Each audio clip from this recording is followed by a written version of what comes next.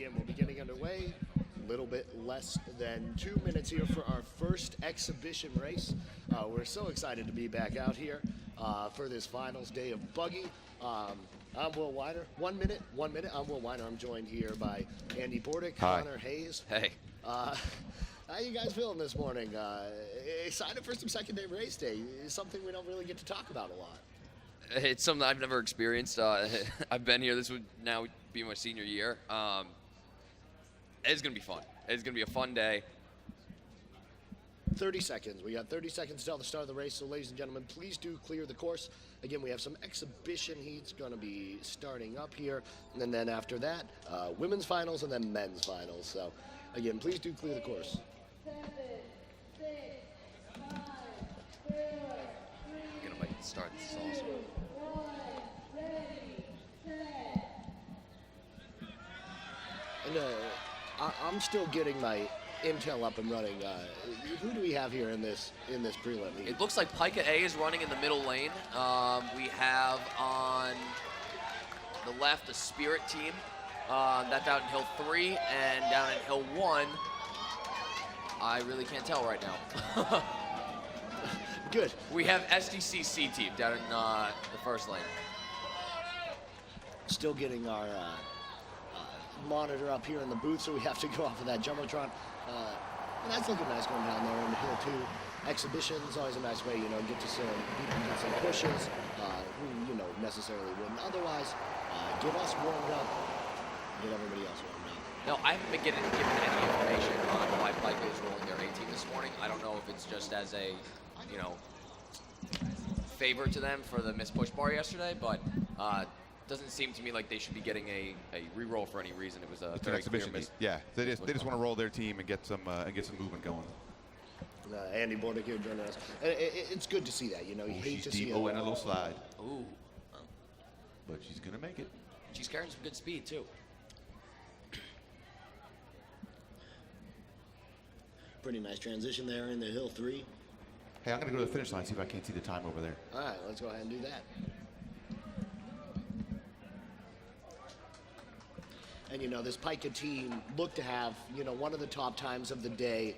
Obviously, they want to try and put something up like that right now. Obviously, just an exhibition heat, but so much effort, so much work went into this. You want to be able to say, had everything gone right, we could have put up, a sub 210 number. Obviously, that's what they're going to be shooting for. So we got Andy with some eyes down there, and we're going to see what we get.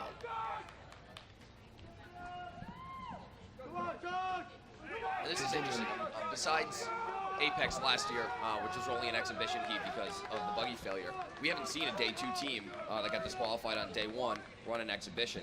So let's see, they're going to cross here, and that, all in all, that was a pretty clean race right there. I'll be interested to see what they got. I think we have Borda coming in here. I believe they're right about a 2:12. 2:12?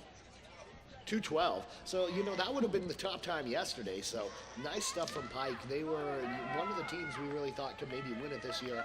And obviously, they unfortunately had that issue with the push bar. But Spirit C looks like they just came through with 2:37. There you go. But it's nice to see Pike be able to roll, just get that through, be able to really kind of see for themselves, all right, when it's all working, when the machine's well-oiled, put up a 212 type of number. So congratulations to them. Unfortunately, we're not going to be seeing them in the final competition. It's already busy enough, on that leaderboard.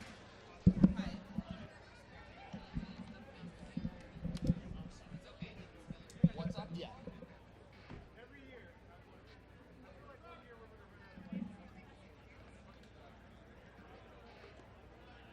Nice. So Pika wanted to get that roll in there. We're gonna have another exhibition heat right now. We got we lost that one. Looks like it's gonna be Apex, Fringe, and CIA, and not sure what we're gonna see out of CIA. They have in the past done some really fun things. They've actually done one where they did the old tire change, which used to be required for every team to do way back when. So it's going to be fun to see what CIA is going to pull out this morning. Fringe and Apex. Apex had a great day yesterday with a lot of interesting pushing effort that really showed more than I think we expected of them, and see what they can for an exhibition heat. All right, so we're going to be getting underway with this in just a moment. Got our eyes right there down at the bottom of Hill 1. So, did you get the corrections on that name there, Will? Yeah, getting some corrections from the name, and I'll just make this announcement. We're reading these names off blind. If I said your name wrong yesterday, now's a great time to come up to this announce tent and tell me how to say it right so you can have that forever. cmuTV normally posts these on YouTube, so don't let me embarrass myself, don't let me embarrass you. Got some corrections from the Spirit team there. Anybody else who wants them? Fair game. So, Connor, any idea what the Apex is going to do on their exhibition here? Yeah, so originally this was going to be a heat of 3 drivers teams. It was going to be Fringe drivers, CIA drivers, and Apex drivers. Awesome. CIA decided that they were going to let their alumni have a heat because they haven't gotten to in a while. And a lot of their pushers are actually on their actual racing push teams this year. So they felt that it'd be better off giving it to their alumni. But the Fringe team, I'm hearing, is maybe pushing their B team today as well, because their B team is not going to be rolling on the women's side. And the Apex team, though, that one is definitely going to be a driver's team, so that should be fun. I got to step away real quick. If Yeah, you guys can fill in. it looks like you got something in mind, Andy. I see some shorts, maybe taking part in that Grudge Max exhibition, but it's always great to kind of see these exhibitions. You know, everybody's trickling in. The drivers, you know, a couple of these are actual drivers teams, put through so much work. And it's nice to see them kind of have an opportunity for actual race day to get out there and push, be outside the buggy, get a little bit of face time, be standing vertical as opposed to laying horizontal. Absolutely, and it gives a completely different perspective for the drivers as well. Now they're getting it from both sides. They're seeing, you know, what is the pusher doing? Who is this guy that I'm trusting, you know, not to push me off the side of the road? Now I have to be on the flip side of it. Do you think that helps them at all in terms of being able to understand the course, understand, you know, where some of the force comes from, what it's like inside that buggy, having those eyes out there? I mean, maybe a little bit. I think it's just more of a fun thing. It gives them more appreciation for the sport as a whole, and that's the cool part about it. Very good, very good. So we have this exhibition coming up right now. I think maybe one more after that with the grudge match coming on. Andy Bordick just disappeared. I wonder if he may be participating in that. Don't know if we have a wireless microphone. You hear him huffing and puffing as he's going up a hill. And then after that, we're going to get things underway in earnest with the women's heats and then the men's heats.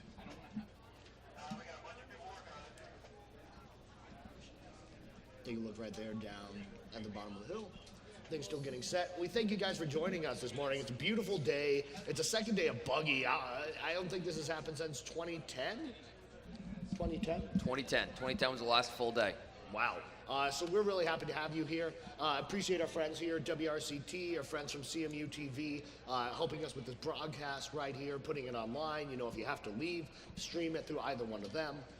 You know, I know a lot of you guys getting up. It's Saturday at Carnival. Maybe need a little bit of caffeine in your life.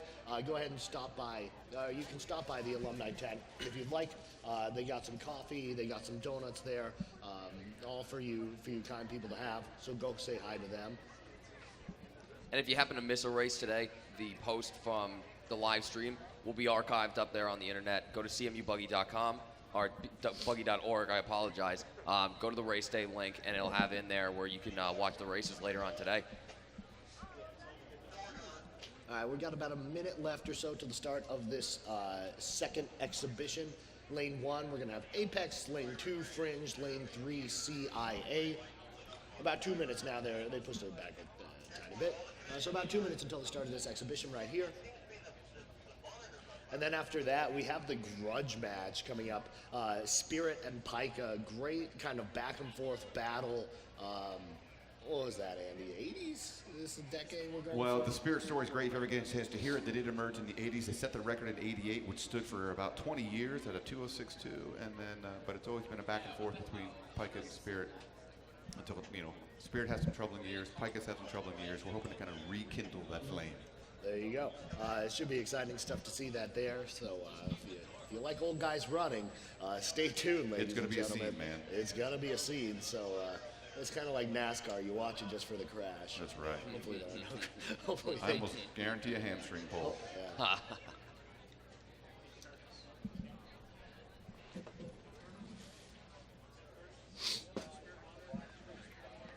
We're going ahead. Again, we got women, 8 teams there, 4 heats of 2. That's going to get away in earnest about 9:20 a.m. And then after that, we're going to have men's heats, 5 of them there. Any opportunities potentially for re-rolls. Awesome. And it looks like the teams are down there on the course. We've got about 30 seconds until we're going to be getting underway here. The second exhibition. Again, lane 1, Apex. Lane 2, Fringe. And lane 3, CIA.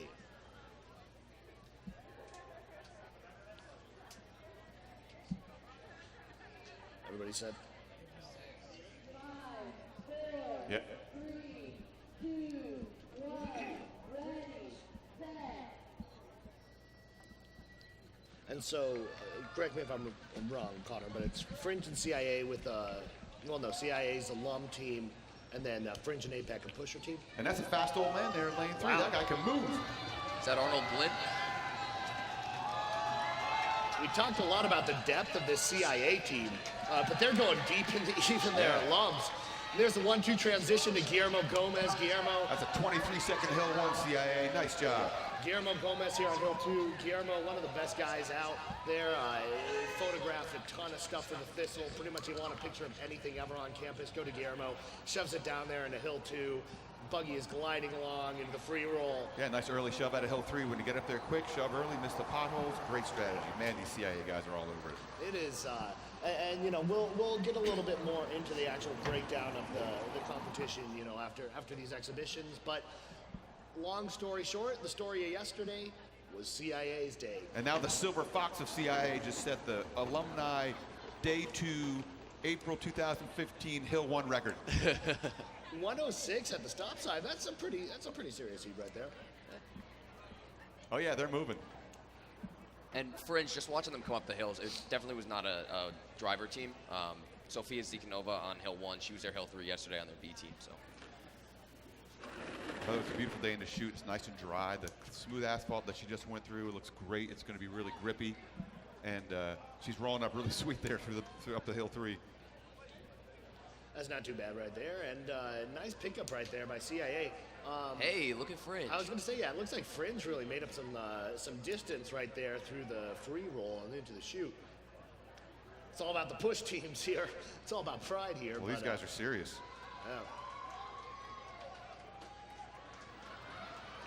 Enough right there, and we're just getting started, but this is kind of looking to be an exciting race right there. The Buggy getting a little bit away from that Fringe hill 4. What happened there? I'm not quite sure. CIA though. I think their hill 3 was a monster, and their hill 4 that's just right. couldn't Get down catch the up hill, to it. hill 5. That thing's gonna move. Go. Blasting it right there. You Pushing might for, expect to see. Yeah, you see, we had a grudge match like this too, and they don't realize, man, that buggy's Oh, gonna wow. go away from you. Oh, he's gutted it. Can he catch up to the Buggy? That thing is cruising right there. Come on, get it, man. Run. Oh, and he gets a hand on the push bar. There we go. I think these guys are used to Buggy's weighing like 70, 80 pounds before you put a driver in. And they didn't quite roll that well back then. And here we go, CIA. Oh, we got a Finish pass things going up on here. at 4. Oh, wow. 244 right there for CIA. And look here, Apex about to be passing Fringe right there. I got a feeling they have something planned here. It looks like the hill 4 slowed down. Now she's picking up speed. Oh, we got some sweep. Oh, is this curling? Is this Buggy curling? What's going on? All right, transition with the broom, the 4 to 5. I've Oh, never she seen that dropped combo. the broom. Oh, that's a disqualification, I think. That's an Apex pushing Fringe and Fringe pushing Apex. Oh, they're going with the swap. And they're going with the swap. I've never seen that. Oh, look away. Wow, can Fringe catch up to it? Apex. We do not They got condone their swinging Buggy. in here. Oh, my. You cannot Oh. swing your buggy and your push team and switch partners. This is completely inappropriate for TV. Oh, wow. One more. Swamp skis. And they're going through. This is going to be a tie. This is going to be a photo finish right here. Oh, and it goes to Fringe. Well, but Apex was pushing. Who won that? That's one? fair. Was it Apex How with does the that count? Fringe? I don't know. Apex and an Appinge. Breakbacks and an average. We are having too much fun for 9 a.m. on Saturday at Carnival. ladies That and was gentlemen. terrific. Oh man, I love the exhibition heats. And I got to run out real quick because I'm going to pull something on Hill 2. okay, But that's the Pica team coming up, and that's the average age. okay, is this Spirit? No, I don't have them. Okay, I have the Pica team. Spirit, if you guys have your grudge match names, go ahead and bring them to me. I can definitely say Picas because they gave them to me. Thanks, guys. Now, one thing I just got on CIA's alumni team, Hill 5, was Conrad Zapanta, who's actually a professor here on campus. Oh, really? So anybody out there who's pushing Hill 5 that has Conrad as their teacher, look at what his time was on the live stream, check it out, and see how much you can beat it and rub it in his face on Monday. I don't know. He was going pretty fast right there. The Buggy got a little bit away from him, but he had some speed there. Again, one more exhibition heat this morning. We're going to be having the grudge match, Spirit and Pica, and then getting things underway for the women's. And this grudge match here, I've been giving the Pica roster, giving a little intel on them from Andy. Average age 46 out there. So this should be some exciting stuff. Getting into it. This will say, oh wow, 5 minutes. We're going to be 5 minutes till we're getting underway here.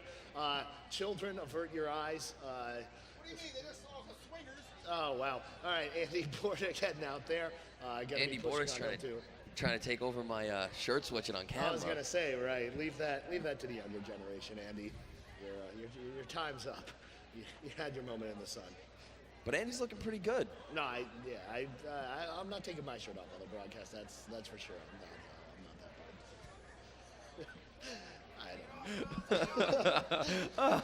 This is the part where like a take it off chant comes or something. No, that's just my dream. Anyways, ladies and gentlemen, again, the final exhibition heat coming up in just a minute. Spirit and Pica, the grudge match, and then after that, getting things underway in earnest. Women's heats and men's heats after that. Second day of Raceday. First time we've had that in a long, long time. So, that's very exciting for us to be able to call that, to actually see teams fulfill the whole year's worth of work. Very excited for that to come up in just a few. Of course, stories heading in today. Things started off, pretty rough for most of the squads yesterday. A little bit of sketchiness in the chute, not great conditions out there. Things kind of cleaned up. They got a little bit tighter, but some interesting names coming into day two. A lot of closeness in the standings. So, we're going to expect to see that. Hopefully not so much today. Hopefully teams get a little bit more together. It's a little smoother. Absolutely. They had the practice yesterday. That definitely helped them out. I just got handed the Spirit roster, so Will's going to call them off for the grudge match. All right, cool. So we got about 4 minutes right here until they start off. So let's go ahead and introduce the two squads. Don't have the average age here for Spirit. I know Pica, we're being told, is 46 years old. But let's go ahead and read off the two squads. First up, for Spirit on Hill 1, Bob Patterson. Hill 2, Link Brown. Hill 3, Thomas Femley. Hill 4, Evan the Boss Moss. And Hill 5, Corey McDonald. For your Pica squad, on Hill 1, Steve Farrell. Hill 2, our friend Andy Bordick. Hill 3, Dave Conley. Hill 4, JT Scott. And Hill 5, Mike Smith. That's a generic name there on Hill 5. Mike Smith. Yeah, I don't even know. It's Steve Farrell. Sounds like a fake name to me. Yeah, I thought for a second I said Steve Carell. That'd be kind of cool. Here's what we need to do. I'm just going to say this because it's exhibition time. Paul Amalu, he's retired. I want to see him pushing a buggy. Could you imagine that with the hair flowing in the wind behind him? I don't know. Where would you put? Every hill. He just does it one man. But I'm thinking, Hill 5, just blasting. Maybe Hill 2. He might even be good for Hill 1. Yeah. King of the Hill. Yeah. I don't know. I'm thinking something with 2 with sort of that dive. It's like going over the hill. He does sort of just like a flip, Superman, Like when he's going in and just takes somebody's head off. Something like that. I don't know. Does anybody have connections with the Pittsburgh Steelers? I want to see a Pittsburgh Steeler exhibition. If you have connections with the Pittsburgh Steelers, please visit us up at the announcer's booth. We're at the top of Hill 2. Just in general, I'd love to know that. Again, getting underway. Just a few minutes here with this grudge match. And then we have the women's heats after that. Should be a pretty interesting day. You know, CIAA, of course, the big story. They came out on top on both sides, looking to kind of repeat that here. But, you know, everybody's gunning for them. It's easier if, you know, it's day one. Expectations they were high, but I don't know if first place high. And then, you know, you come out and you're on top. Everybody's gunning for you. What do you think that does to change their sort of perspective on things? The pressure's on. We're going to see how CIA handles it. You know, SDC in the past, they've come into finals. They can handle it. They're used to it. They're always in that position. This is the first time CIA is really competing for that top spot since the 80s. So this is going to be a new thing for the whole team about how are they going to deal with it. Yep, and I'm excited to see it. So we got about 30 seconds right here until the start of the grudge match. Pika, Spirit, one of the great rivalries of Buggy's days of yore. Two of the stronger teams, you know, still out there competing. Great Buggies, great pushers. You know, I'm fortunate not to see Pika here. Looks like we're about to start. 5, 4, 3, 2, 1, ready, set. We got Spirit in lane one here, I guess, on merit of them having that record that they set back in '88. Pretty much neck and neck for them and Pika right here coming up on this hill. Interesting technique right there being used by Steve Farrell on the hill one. Oh, wow. Loses track of the Buggy. Andy Bordick has to go down and scoop it up. Saves the day. Yep. Andy, be huffing and puffing up that hill. Spirit just cruising along, but Andy going for it. Like a man possessed, chugging up that hill too. Spirit gets into the free roll first. Pretty nice shove there. You know, Pika not even on the same screen with them, so. I'm just trying to see if that Pika one was okay. He took it hard for him.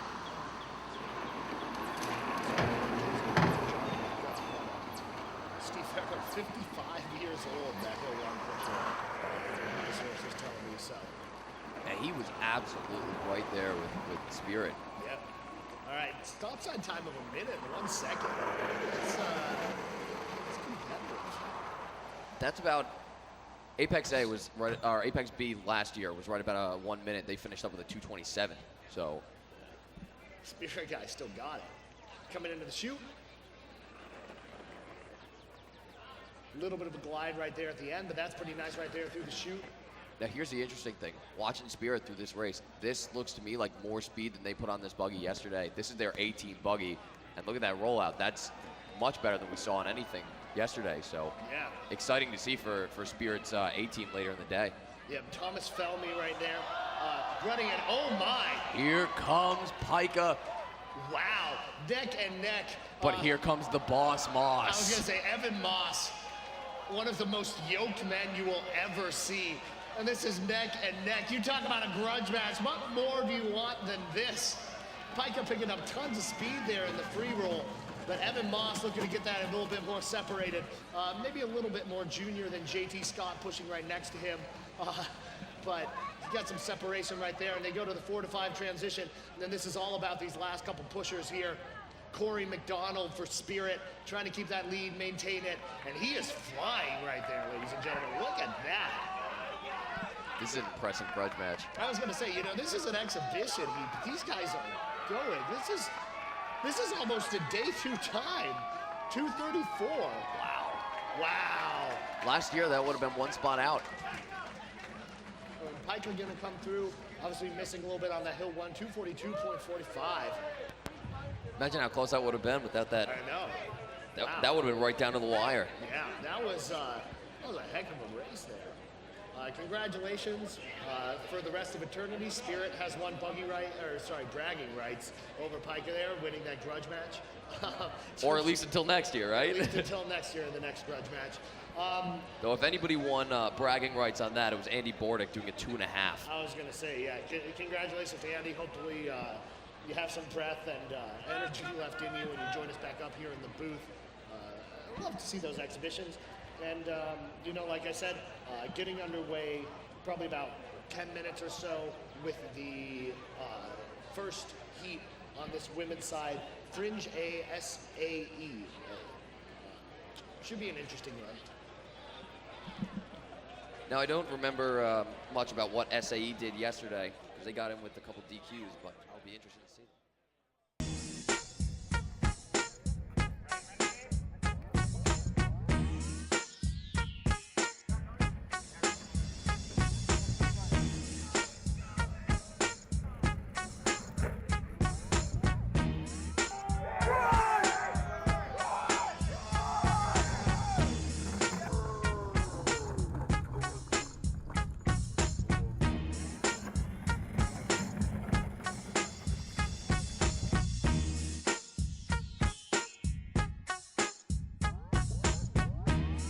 Shout out for CMU Not as much time this year, to really get out there and see the teams, put the packages together.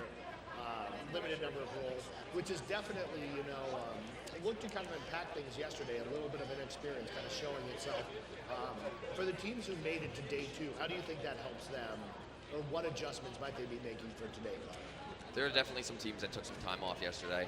Maybe didn't prep their wheels as aggressively, maybe put on some slower wheels to just ensure they would get through the chute. It was wet as well. They may have a set of wheels out there for wet or damp roads that have a little more grip to them. So now this is perfect road conditions, and there's really not much else you can say. They got to go for it today. Everyone's got to go for it. Yeah, it's beautiful day out there today. Pretty much ideal racing conditions. Imagine we may be seeing time shred from all the squads, especially on the women's side, getting in away in about 5 minutes here. They had to deal with kind of the brunt of the nasty conditions yesterday. Absolutely. Anything is open today, I still think we're going to see CIAA at the top. I mean, they're up by 7 seconds. They were rolling on the same road conditions as everybody else yesterday. I think that it's going to be very hard for anybody to challenge them for that top spot. But the next 2 spots, 2nd, 3rd place, 4th place, I think those are all up for grabs.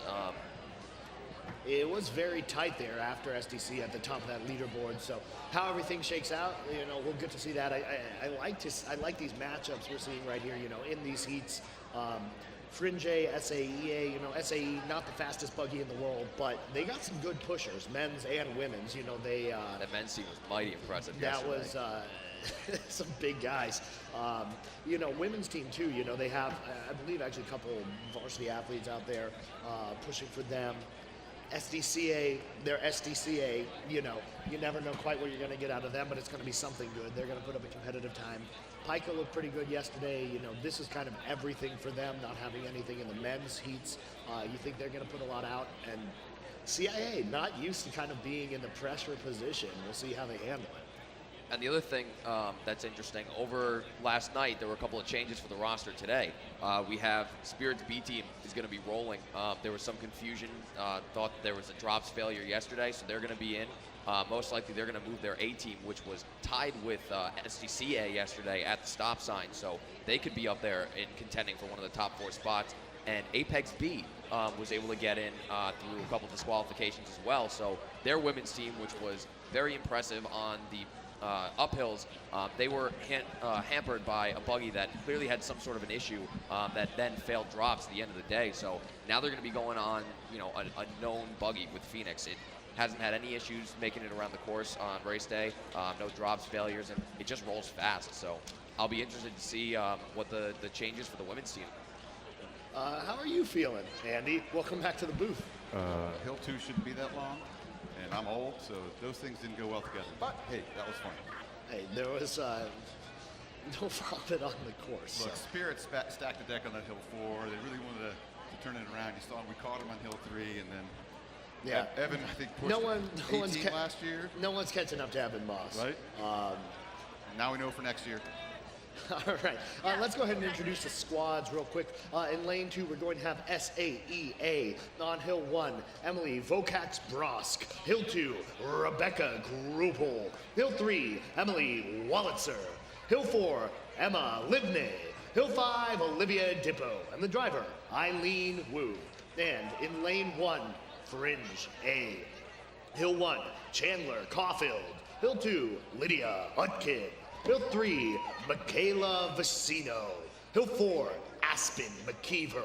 Hill 5, Emma Williams. And the driver, Gillian Rosen. This is one there, you probably imagine Fringe A gonna be up over, have a little bit of separation, but again, SAE, good push team, so it could be interesting at least up to the top of the hill. Yeah, no, I was thinking about this yesterday when I watched it, how the heats are rolling out, and I think the SAE is going to be an interesting role and an interesting heat for that one. Coming up here, really looking for what Fringe can do today, and they usually move these heats around to make sure there's no conflicts. I don't expect any conflicts, but you never know. Hot day two. Yep. About 1 minute here till the start of this race. Getting things underway. We're so excited. It's race day. It's day 2. We had qualifiers. It's about to get underway, ladies and gentlemen. I'm pumped up. I hope you're pumped up as well. Almost the start of the finals of Buggy 2015. My heart is pumping, but I think it's just because of the hill too. That's probably right. I'm eating a donut. Well, the buggies are on the line. Getting underway here. Beautiful day. Great conditions for racing. Pretty much exactly what you want for a carnival. Doesn't get better than for this. a race day final. Sunny, no wind, gorgeous. This is beautiful. We're excited to be here. Again, I'm Will Weiner, Andy Bordick, and we also got Connor Hayes, though he disappeared briefly. 9, 8, 7, 6, 5, 4, 3, 2, 1. Ready, set. Fringe is off here. And I've already made it the stagger. The Fringe A Hill 1 push is really moving right now.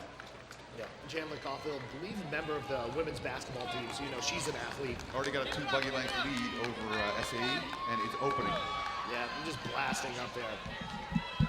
Fringe, a team used to really be kind of in the conversation to the top of everything. Been a little quieter this past year, and they're looking to make some moves here. She got a 22-second hill one time, which is about like yesterday. Lydia Utkin taking it pretty deep right there, shoving it down into hill 2. Nice shove and a great line. The Fringe drivers, they've been taught pretty well. 35 seconds right there at the crossroad. So, pretty good time right there. Where do you guys see potential kind of the top for this Fringe team? From the top 3? That's hard to judge. They've been so good in the past.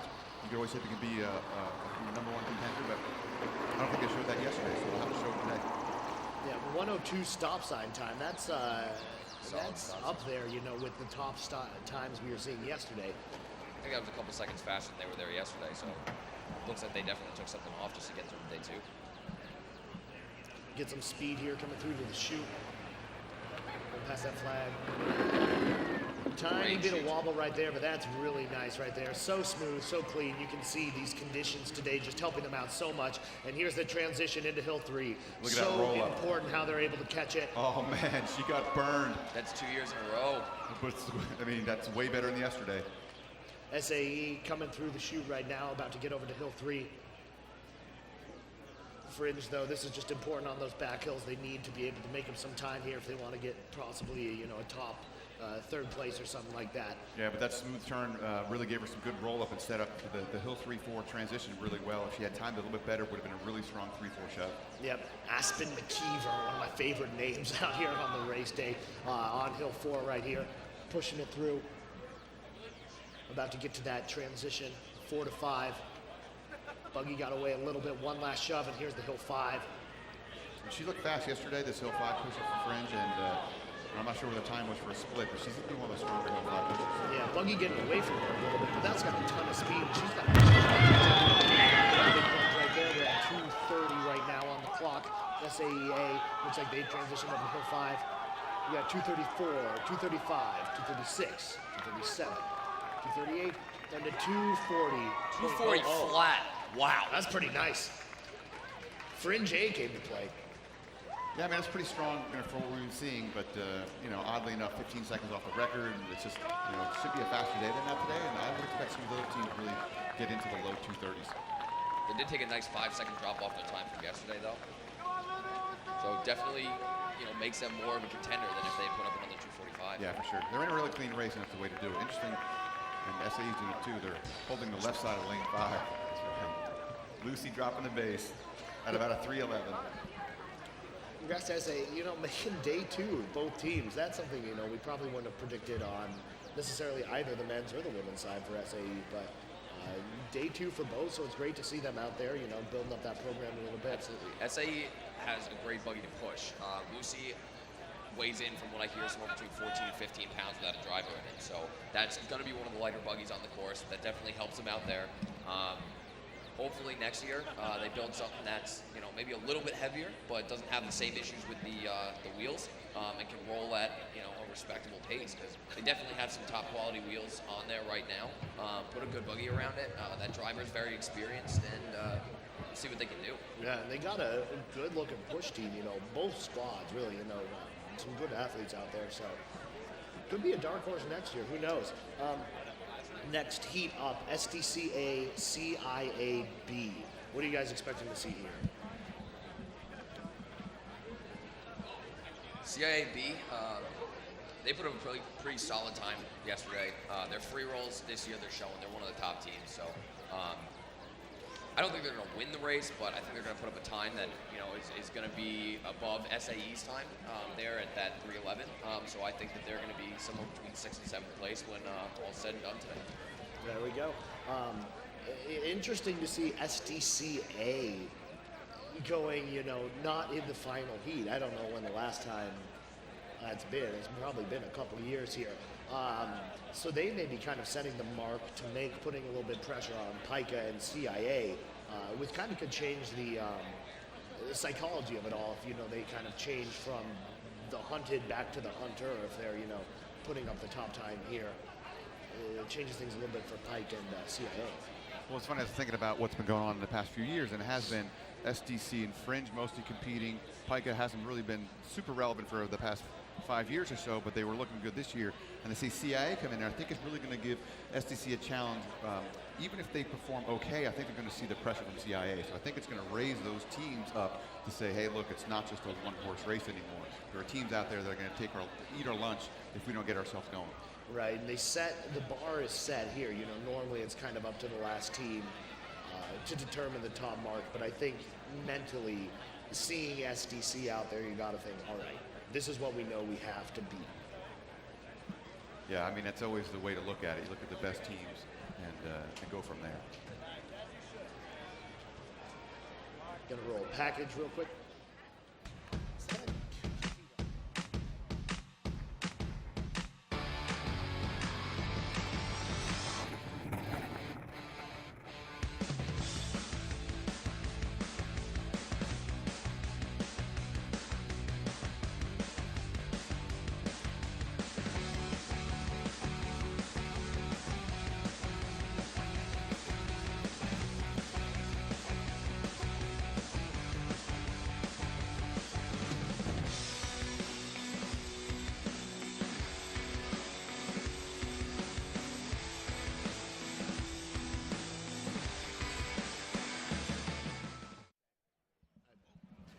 And we're back on. Let's go ahead and introduce these squads real quick here.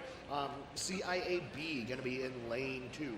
On hill 1, Alex Miklos. Hill 2, Elise Milligan.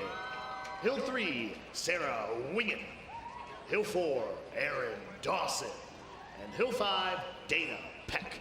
The driver, Allison Lynn. And in Hill 1, SDCA. Or sorry, lane 1. Wow. Hill 1, Genevieve Parker. Hill 2, Alex Cerny.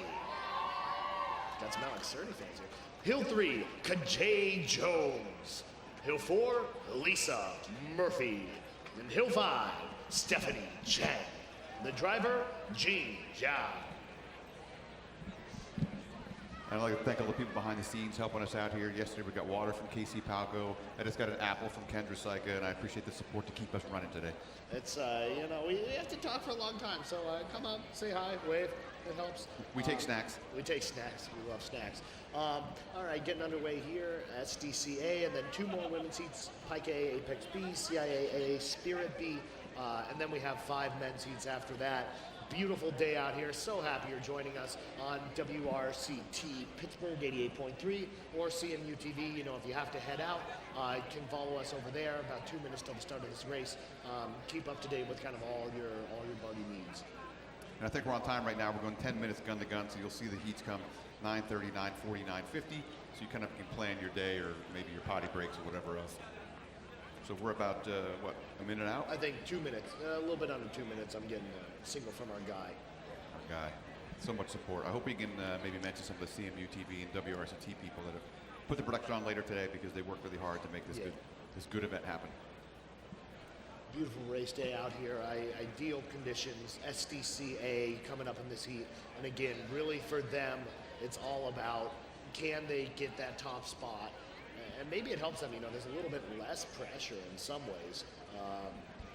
Just because they know, you know, they're in this early heat, not going last. Expectations maybe a little bit lower. Maybe that lights a bit of a fire. It's interesting to think about the psychology. I think it's team by team. Some teams like being an underdog, and they feel like they can rise up and have a sort of aggression to overcome it. Some teams like to have the catbird seat. They want to be last. They want to know what to beat, so they know exactly what they got to do when it's their time. I think this year for SEC, they're not happy being in this spot. I think it's putting more pressure on them not being hunted and having to actually do the hunting because they're nervous. They don't want to lose. They've won it the last 3 years. They do not want to lose this race, but they're not really sure, you know, how much can we gain from yesterday? Can we actually put up a time that's going to take CIA and you know, move them down below us? Yep. Pretty incredible. Everybody chasing CIA here. At 2:38 yesterday, mark to beat. Squads are on the course.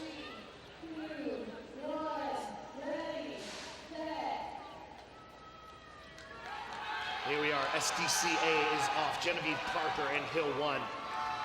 And Alex Miklos from CIA staying right there with her. Oh, that's sweet. Yeah, this is fairly tight, but it looks like we're getting a little bit of separation now. But Genevieve, Buggy got a little bit away right there from Alex. But CIA showing some serious depth here. To be competing with SDCA for most of that Hill 1.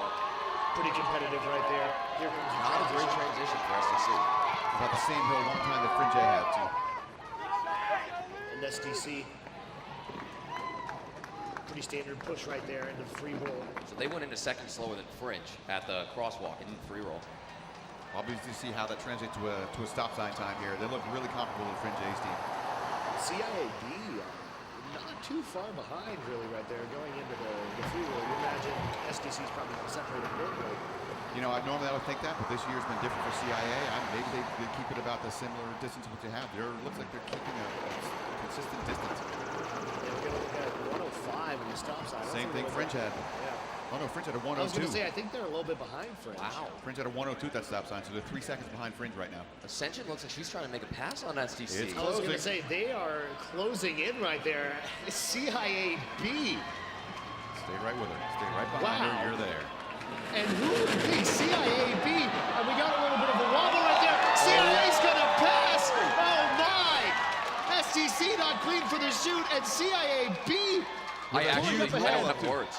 And this is all about the back hills, ladies and gentlemen. We might have CIAB beating SDCA. That's a great line by the Ascension driver there. She was able to keep her calm and stay right in that pass, even when I saw the SDC driver sliding in front of her.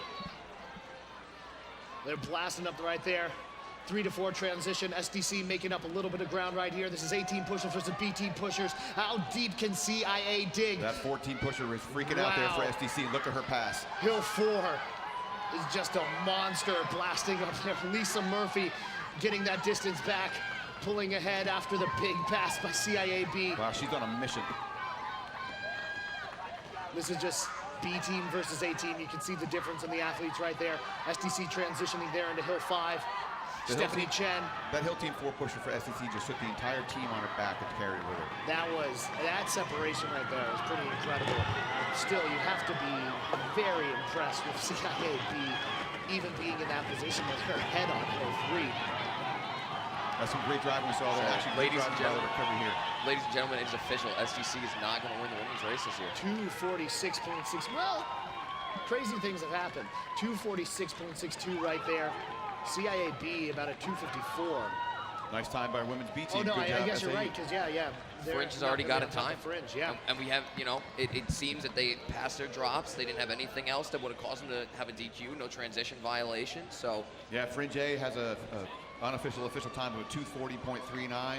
We saw SDCA pass it, finish it up to 246. So, yeah, My mind is still blown about that pass. I cannot believe that she squeaked in between the Bales and Malice on that, did not make any contact, kept all of that speed, and had that amazing rollout to put them that far ahead. You know, interesting, if we look at Malice, if that buggy ran by itself, we'd probably be applauding the ability for that driver to recover from the slide and still go forward and finish the race, but we saw an amazing pass by the CAA driver. And again, I don't know how she hit the brakes. She avoided contact, make it clean, so that time is going to count for CIAB. Here we go. And here we get to see it again. How she got the momentum early and she cuts the early turn. And she's just going. She's like, I'm going to go. I'm rolling. Right there, I thought Malice was going to spin right in front of her, and she was going to T-bone her right in the side. So big props to Jing for saving that. She saved a big accident there. Yeah. But even bigger props to Allison Lim in the CIA buggy. That's one of the greatest passes of all time. You're seeing this, you know, you're seeing the broadside of Malice right in front of you. You just continue on straight. It's pretty gutsy. That is both drivers, like you said, Connor, amazing. I got to Right change there my through the shirt, chute. man. I got to change my shirt. Wow. Bring it up at KDR. That was. Got to go to CIA. CIA showing what they got. You know, like I said, it sounds like they're putting it together. Someone gave them a really competitive fire this year. They really focused on the basics, and that is some ice, water for blood driving out of that CIA driver. If you aren't excited right now, I don't know what's wrong with you. That was a heck of a race right there, and we still got 2 more heats. But even, you know, and I'm sort of cut you off though, but I mean, it's fine. along that whole race, STC was kind of underperforming. They were 3 seconds behind Fringe at the stop sign. You know, even if she had made it through that, now the Hill 4 was pretty amazing for STC, but they might have come in at the same time. You know, I don't think she's going to close up 3 seconds on one hill. So it looked like Fringe really ran a clean, ran a clean race, and now it's up to I think Pike and CIA to try to get that. Yep, we got a Pike A, Apex B. Although, is it Apex A pushers going to be out there? Do you know, Connor? Or? I'm thinking it's going to be a mix. Okay. You know, after last year, they definitely learned their lesson. Make sure that your B team has your A team as the backups. They didn't do that last year. That caused a lot of the race day issues when the buggy couldn't roll. So I believe at least a portion of this team will be the A team that we saw yesterday. It looks like we're 239.992 the time for Fringe A right there. So that's really the time to beat here for these two squads. So, you know, Apex looking to maybe make some noise, but again, this is really Pike, as I think Pike can probably see, you know, there's an opportunity here. They, you know, what were they, about 245 yesterday or so? Fringe was at a 245. Pike was a little bit faster than that. I believe Pike was more about a 241, 242. Right, so I mean, right, they got to shave a couple seconds off, but again, given all the track conditions and stuff like that, it's possible for them. It's open for them. You know, this is their one shot on race day. Obviously, nothing in there with the men's, so everything's riding on these women right there, and you know, it's possible. You know, 239. What is it for Fringe? 239.992. That's not crazy fast, you know. And we've seen this Pike driver have a little bit of trouble as she's coming through the shoe turn, just kicking the tail out just a tiny little bit. If she can clean that up, especially with getting the practice she did this morning in that exhibition race, I think that can cut some time off for them. They'll get a better rollout on Hill 3, and we'll see them dropping a little bit of time from yesterday. Now, Fringe really has some pressure, though, on Pika with that time. Yep. All right, let's go ahead and introduce the rosters right here. First up for Apex, I'm just going to read their A team because I don't have an updated roster today, so I'm sorry if I don't say your name, but you can pretend to be someone else. All right, Apex on Hill 1, we have Amelia Clark. Hill 2, Nicole Weingartner. Hill 3, Jordan Greenberg. Hill 4, Delaney Lamb. And Hill 5, Lucy Havens. And the driver, Pollock? Today's going to be Rachel Schmidt. Rachel Schmidt driving Phoenix for their B squad. And for Pika A, on Hill 1, we have Katie Liston. Hill 2, Danae Paparis. Hill 3, Keely Jelenik. Hill 4, Somer Farber. And Hill 5, Emily Swanson. The driver, Anna Zay. So we'll see what happens. You know, I got some of my timing trolls say that the Hill 4 push for SCC ran about a 26-second Hill 4, which is some of the best ever, but he claims that the Pika Hill 4 yesterday ran at 25 seconds. We'll have to see how those back hills play out for these groups coming in and see what they can pull out. We should be getting underway in just a minute or two.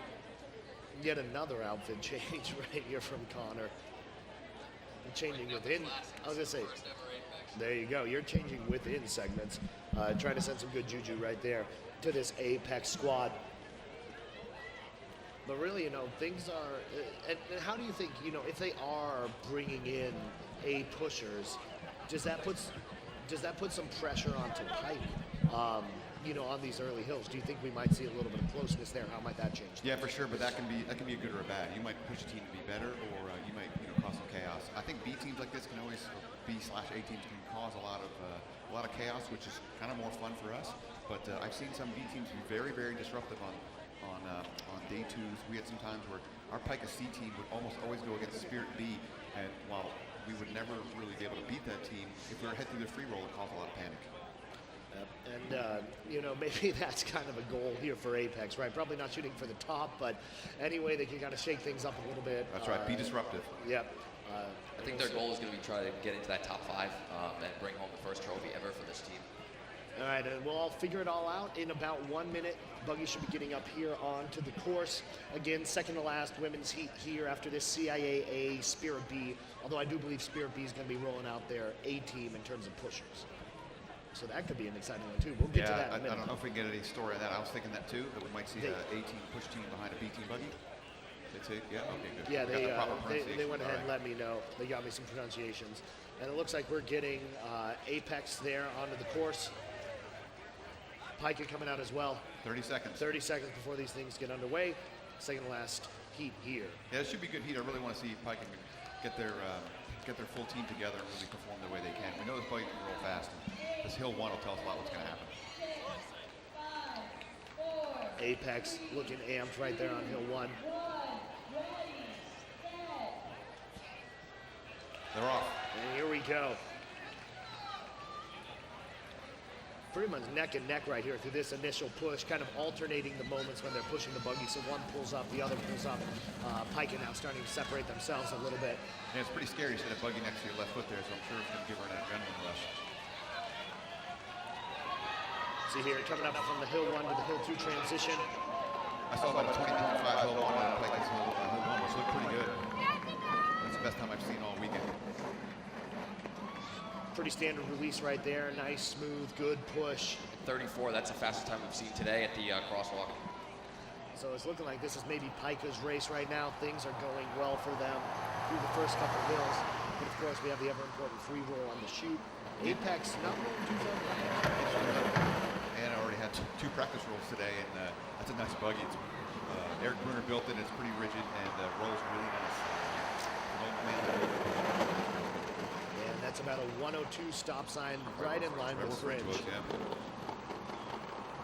See Apex. 107 with Apex. That's a pretty good time. That's a really good time. And here we are. They're coming here, about to make the turn into the chute. Man, just flying. Taking a look at the flag, and yeah, a ton of speed coming here into the chute. She's working that slide. She did it slide at first every race so far. Right? But a nice bit of it momentum coming up here to the hill 3, and this is where that transition is so important. Catching it pretty much right in stride right there. It's okay. Again, the time to beat, 2:39. Pike is able to get on top of that. They're putting a lot of pressure here on CIA. They were expected to contend in the men's side. They're looking to probably take something home here on the women's side as well. Wow, look at Apex. And Apex, yeah, making up some ground right here. And this is maybe where having those 18 pushers in helps you out. Pika film them on their tail right there. Yeah, Pika had a little mistake there on the 3-4 transition. Looks like the hill 3 pusher kind of let go and didn't really give a shove. And 4 almost moved in to get it. A little miscommunication there might shave some time off. See, this is one of those things where you really can't afford to have any mistakes on finals day. Because if someone, one of the teams, they can execute a flawless run, and that's kind of what gets you to the top right there. And that was a pretty early shove by the hill 4 pusher from Pika into hill 5. Apex is right above the transition zone. And Apex hill 5 pusher, I think he throws a bit. They're 4 or 5 for this draw this year. And this is going to be very close, ladies and gentlemen. Again, the time to beat 2:39. I think so. And look at Apex Hill 5. What on earth is going on right here? We might have ourselves a photo finish, ladies and gentlemen. This is pretty close right here. Pika looking to hold on right there. 2:47. Oh, she missed it. Apex missed the bar. She missed it. Barely. Had it. Looks like Pika crossed about a 2:46, 2:47. There it is right there, the 2:47. Wow. Apex really brought it on in the back half. Oh, man.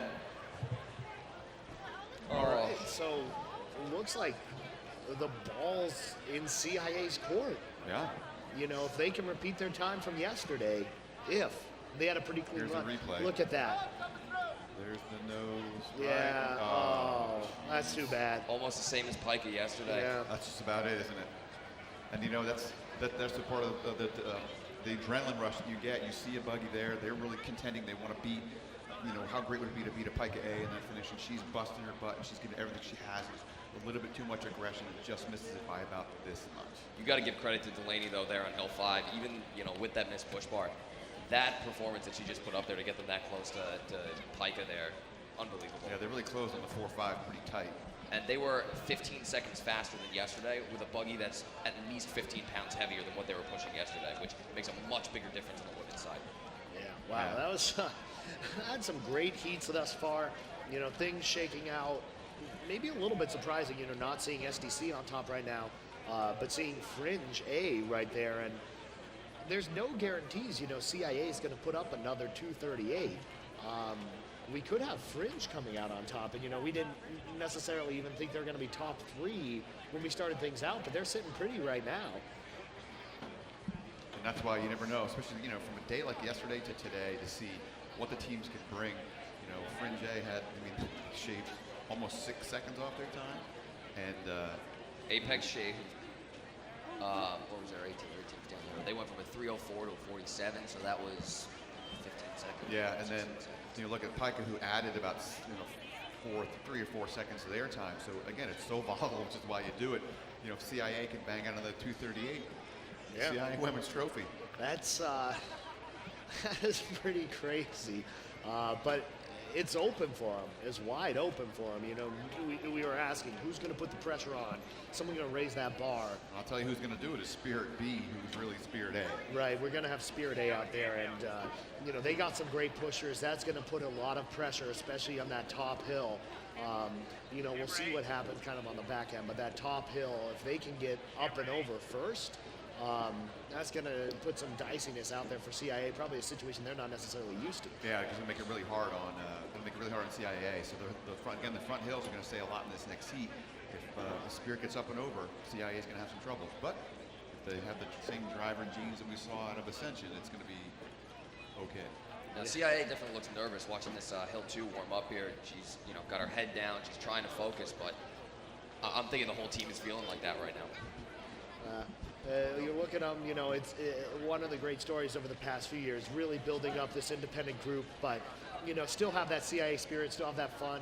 They got a furry on the sidelines, maybe that's the charm this year, is having the furry out there.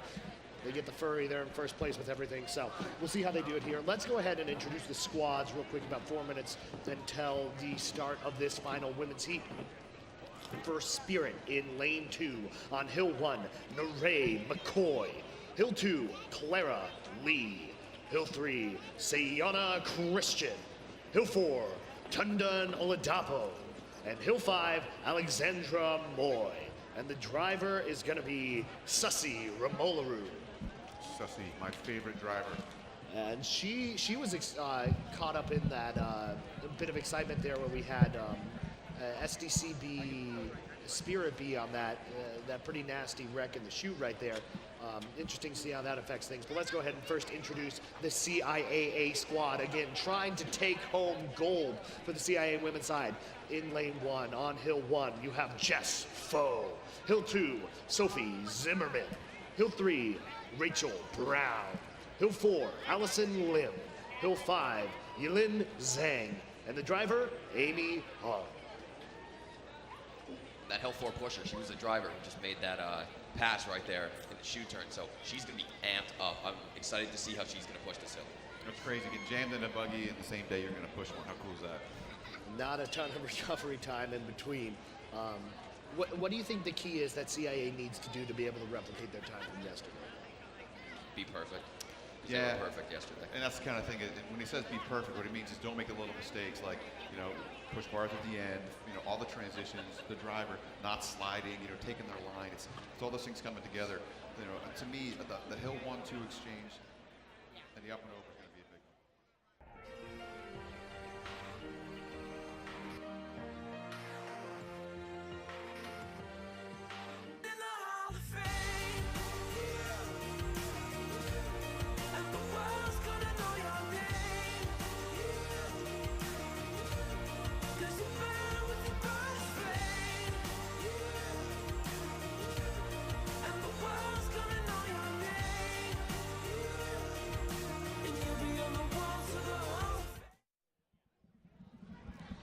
Alrighty, about 2 minutes here till we get underway with the final heat here on the women's side. CIA, are they able to repeat their day one performance, take home the gold?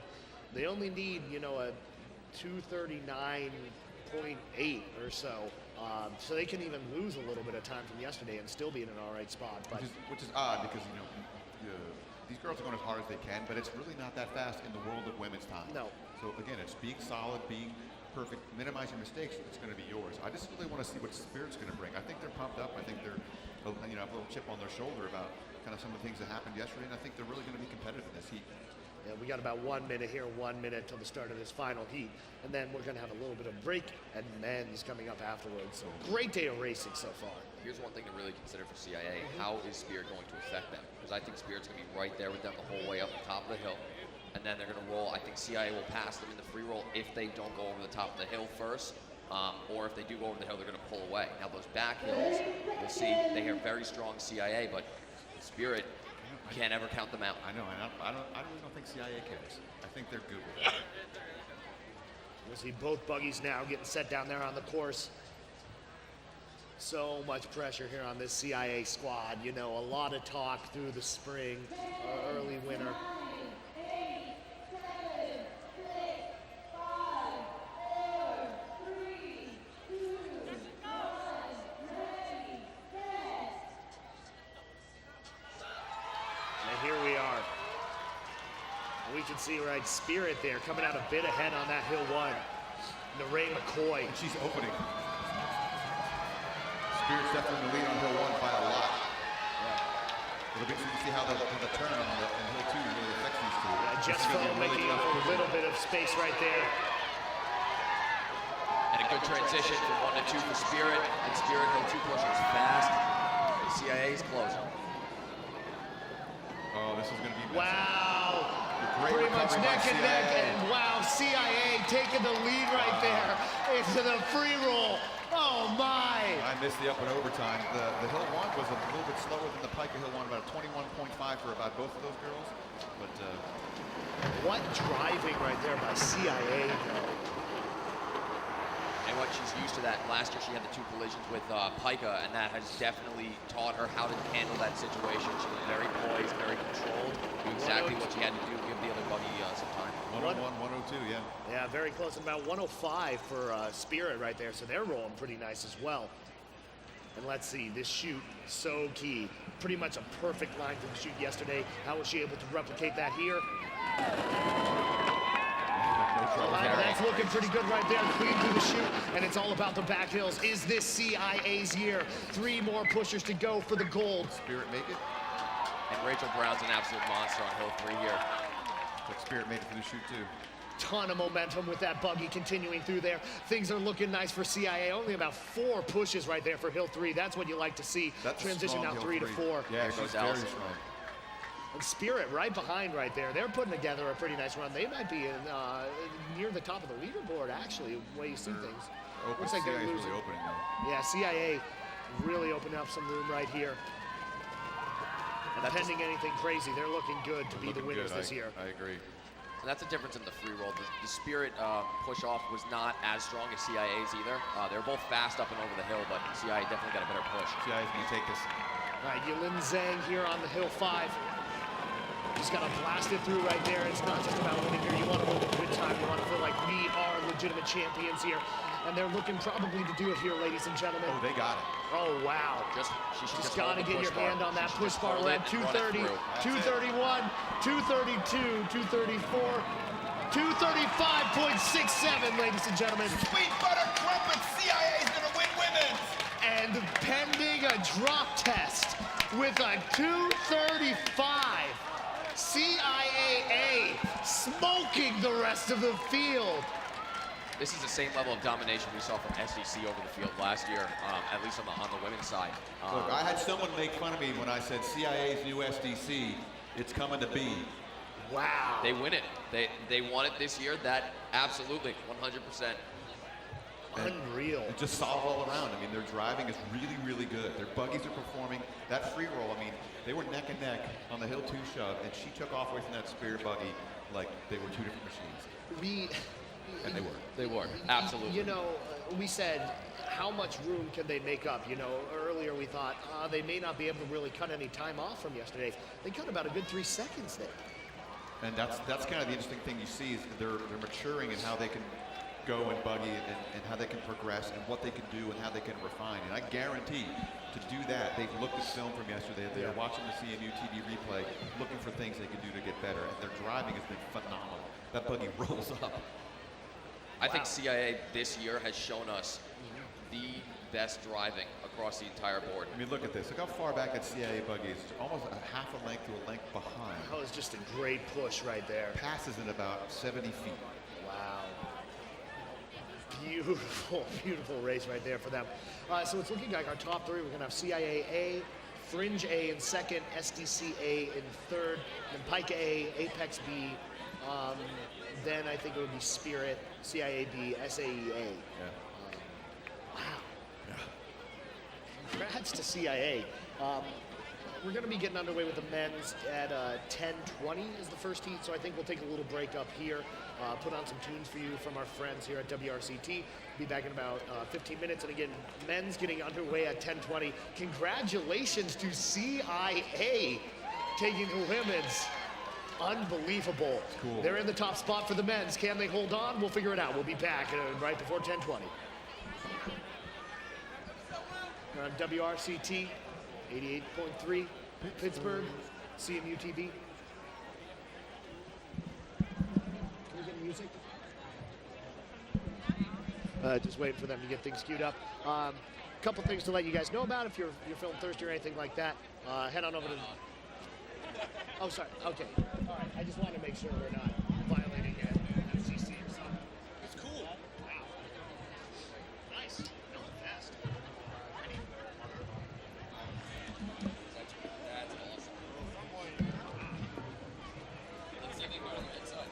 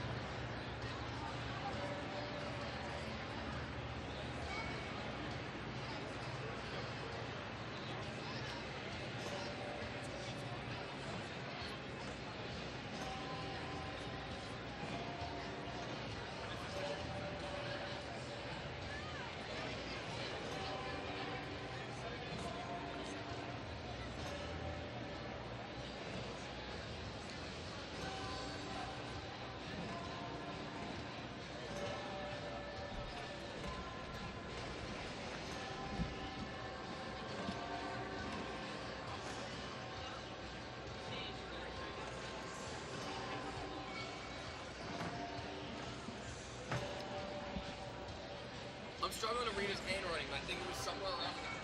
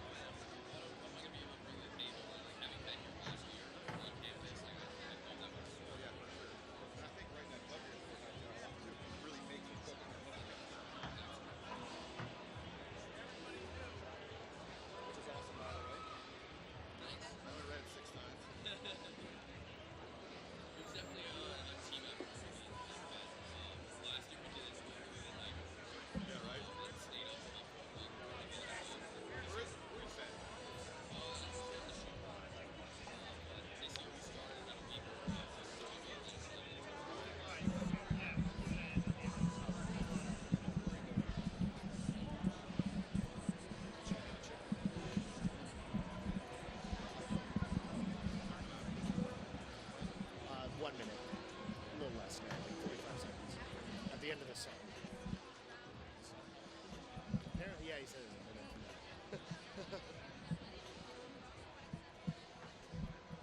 I think the thing that's going to help though is the last 2 years, I think it's really come down to the sweepstakes. Sweepstakes have been very apathetic. They haven't really been like proactive. But this year's sweepstakes has been doing a great job.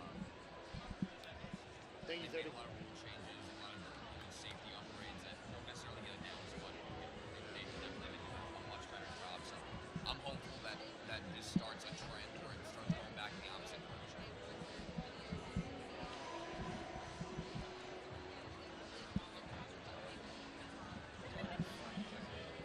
Thank you, Jenny.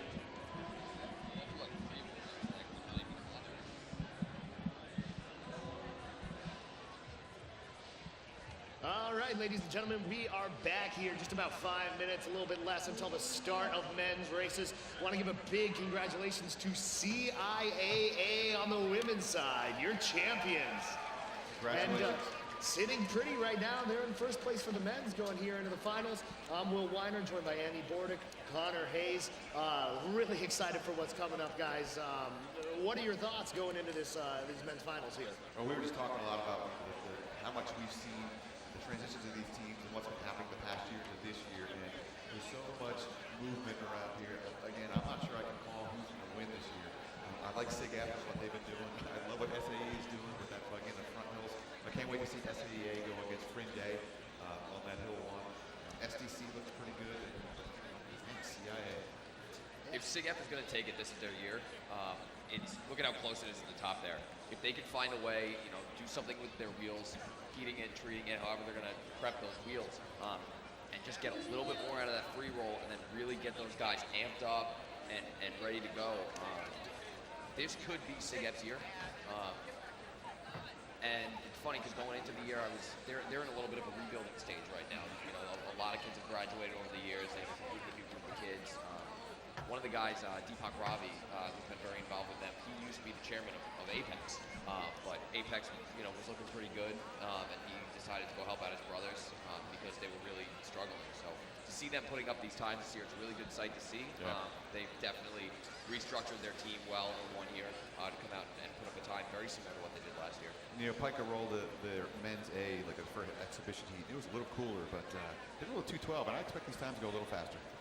All right, let's go ahead and introduce the two squads. This first heat coming up in just a couple minutes here. SDCC, SIGF B, not necessarily expecting them to be contending, but it should be pretty exciting coming up on the hills. So first up, we have in lane 2, SDCC. Hill 1, Alex Duncan. Hill 2, Sam Simon. Hill 3, Nathan Grathwall. Hill 4, Logan Wantonby. And Hill 5, Cody Ye. The driver for SDCC is going to be Anna Black. And for SIG FB on Hill 1, Andy Chad. Hill 2, Connor Young. Hill 3, Steve Posney. Hill 4, Ryan Yeh. And Hill 5, Jack Kaplan. The driver, Christina Williams. Can't wait. We've got about 30 seconds to go, and first men's heat is going to be awesome. I'm so excited to have a great warm Saturday where they've actually had a day to roll. They've been able to make some tweaks and see what they can do today. Yeah, pretty impressive to see, CIA women, they're cutting off 3 seconds from yesterday. We imagine some of these top men's teams going to be shaving some time. It's going to be exciting. I'm excited. I hope you're excited, ladies and gentlemen. We got buggies on the course, great women's race, and then about to be underway. 5, 4, 3, 2, 1, ready, set. And here we go, Men's Race Day 2015. Should be an exciting one up over the hill. Man, that STC pusher was a giant. SIG F is actually a little bit ahead right now. Pretty much neck and neck here into the transition. SDC going a little bit early, SIG F there. Pretty tight. It looks like SIG F is going to do the job of getting up over the hill first. But 18-second hill one, he looked pretty fast. Nice shove right there. 29 and 30 going into the free roll. Normally, you would expect SDC to come up on their tail, possibly pass them later in the race, but with how SDC has been rolling this year, I'll be honest with you, I think SIG F is going to stay ahead the whole way through. Looks like he's pulling away from a pretty good hill two shove, and he's actually opening there on SDC, which I'm surprised with too. See how we're coming around. Just a beautiful day out there for racing. 54 seconds right there on the stop sign. Second for SDC. And you think top time is right about 59 51, 52. 50-ish, yeah. I mean, passing SBC's been at 50. It's been overall a little bit of a slower year this year.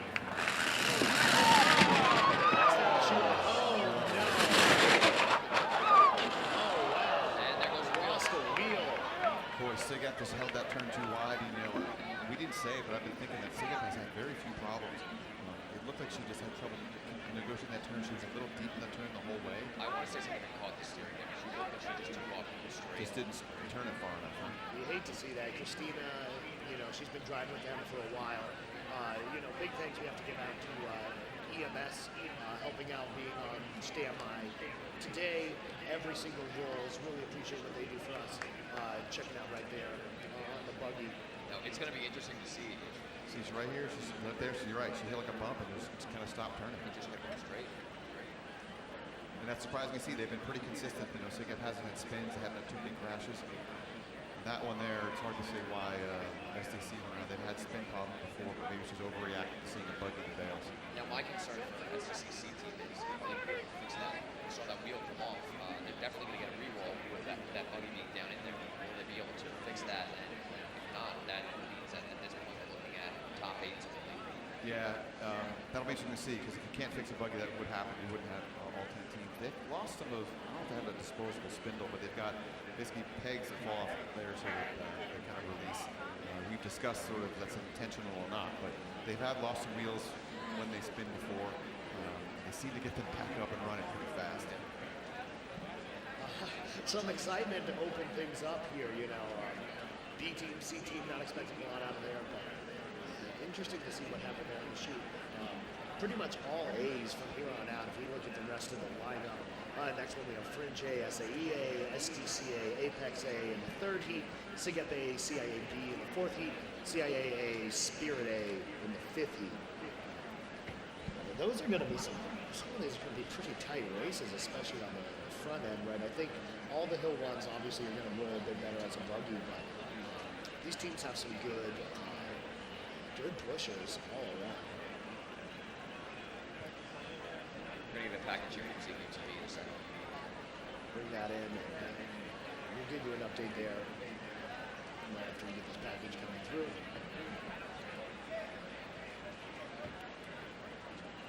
Maybe not. Okay. It's all good. Next one coming up, Fringe A, SAEA. SAE, really impressive push team. I think yesterday we were a little bit surprised just the strength of those guys out there. Their Hill 1 is a joke. He's a giant man. Yeah, and it will be interesting to see how that affects Fringe A. We'll see if that impacts them at all. You know, Fringe, again, kind of look like for the women's team, could be a top contender. I'd expect them to see in the top 3, and it'll be up to them how they can react to that. If they can do pretty good.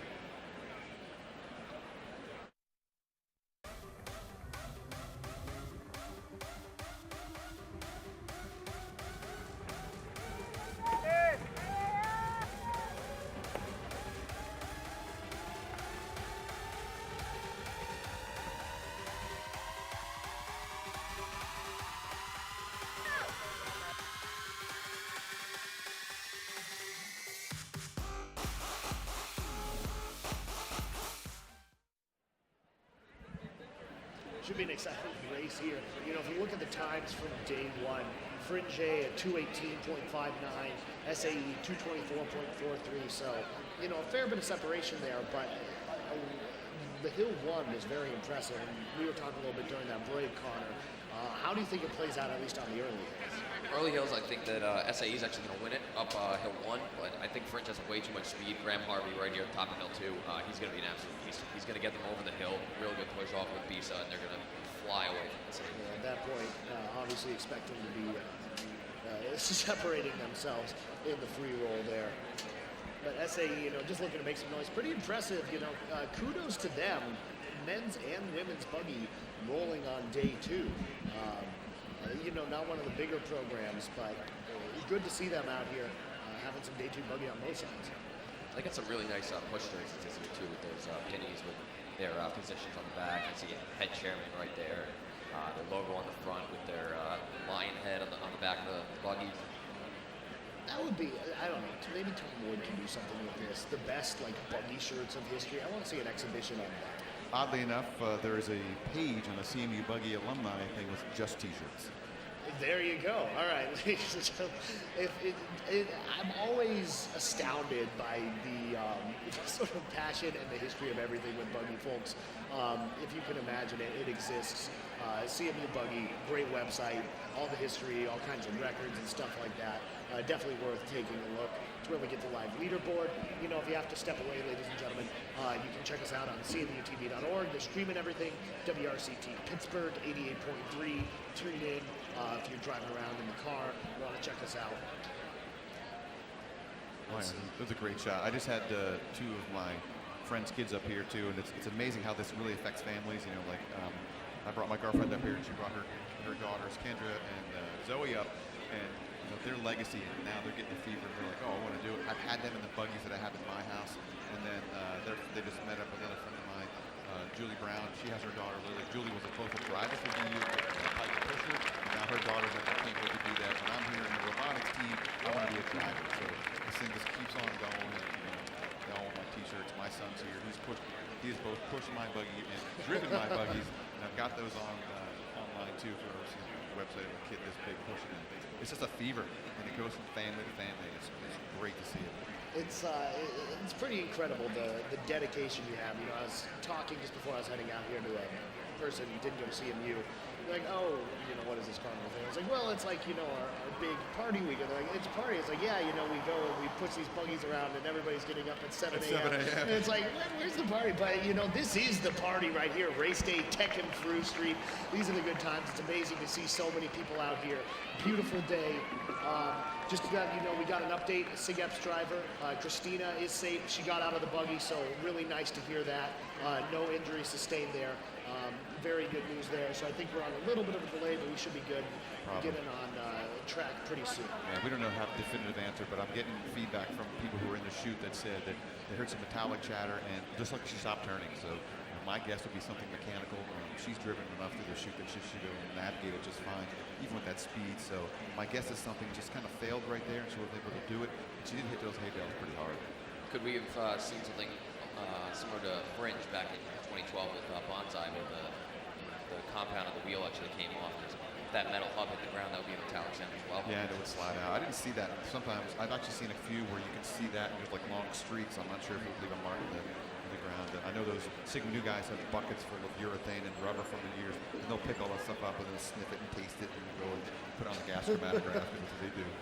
But they, you know, if we get Mark Estes can probably tell us, hey, we did this, this, and this, and he did us say pretty clearly what it was.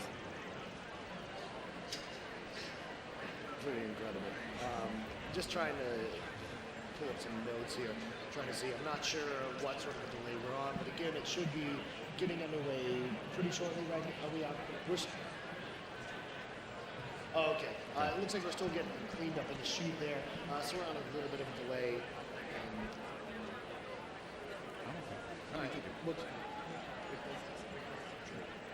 I think we'll take a quick break for a few minutes while they're still getting things cleaned up on the course. Again, a little bit of a delay, so we're maybe 10 minutes behind or so. We'll give you an update when we have it. What are you going to do next? Fringe. I'm going to have to put the Mad Dog shirt on.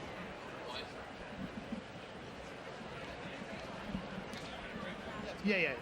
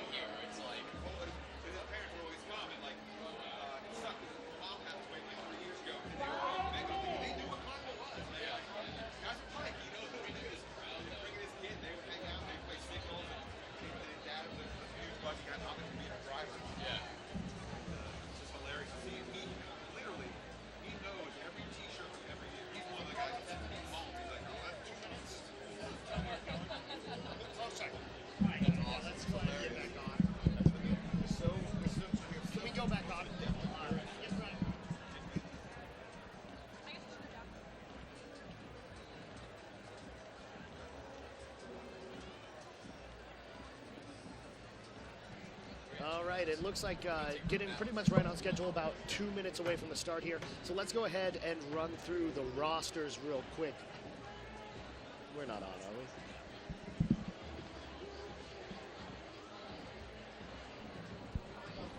Oh, we're at 5. No, let's wait till like 4 or 3. Cool, thank you. I guess we're at 5 minutes.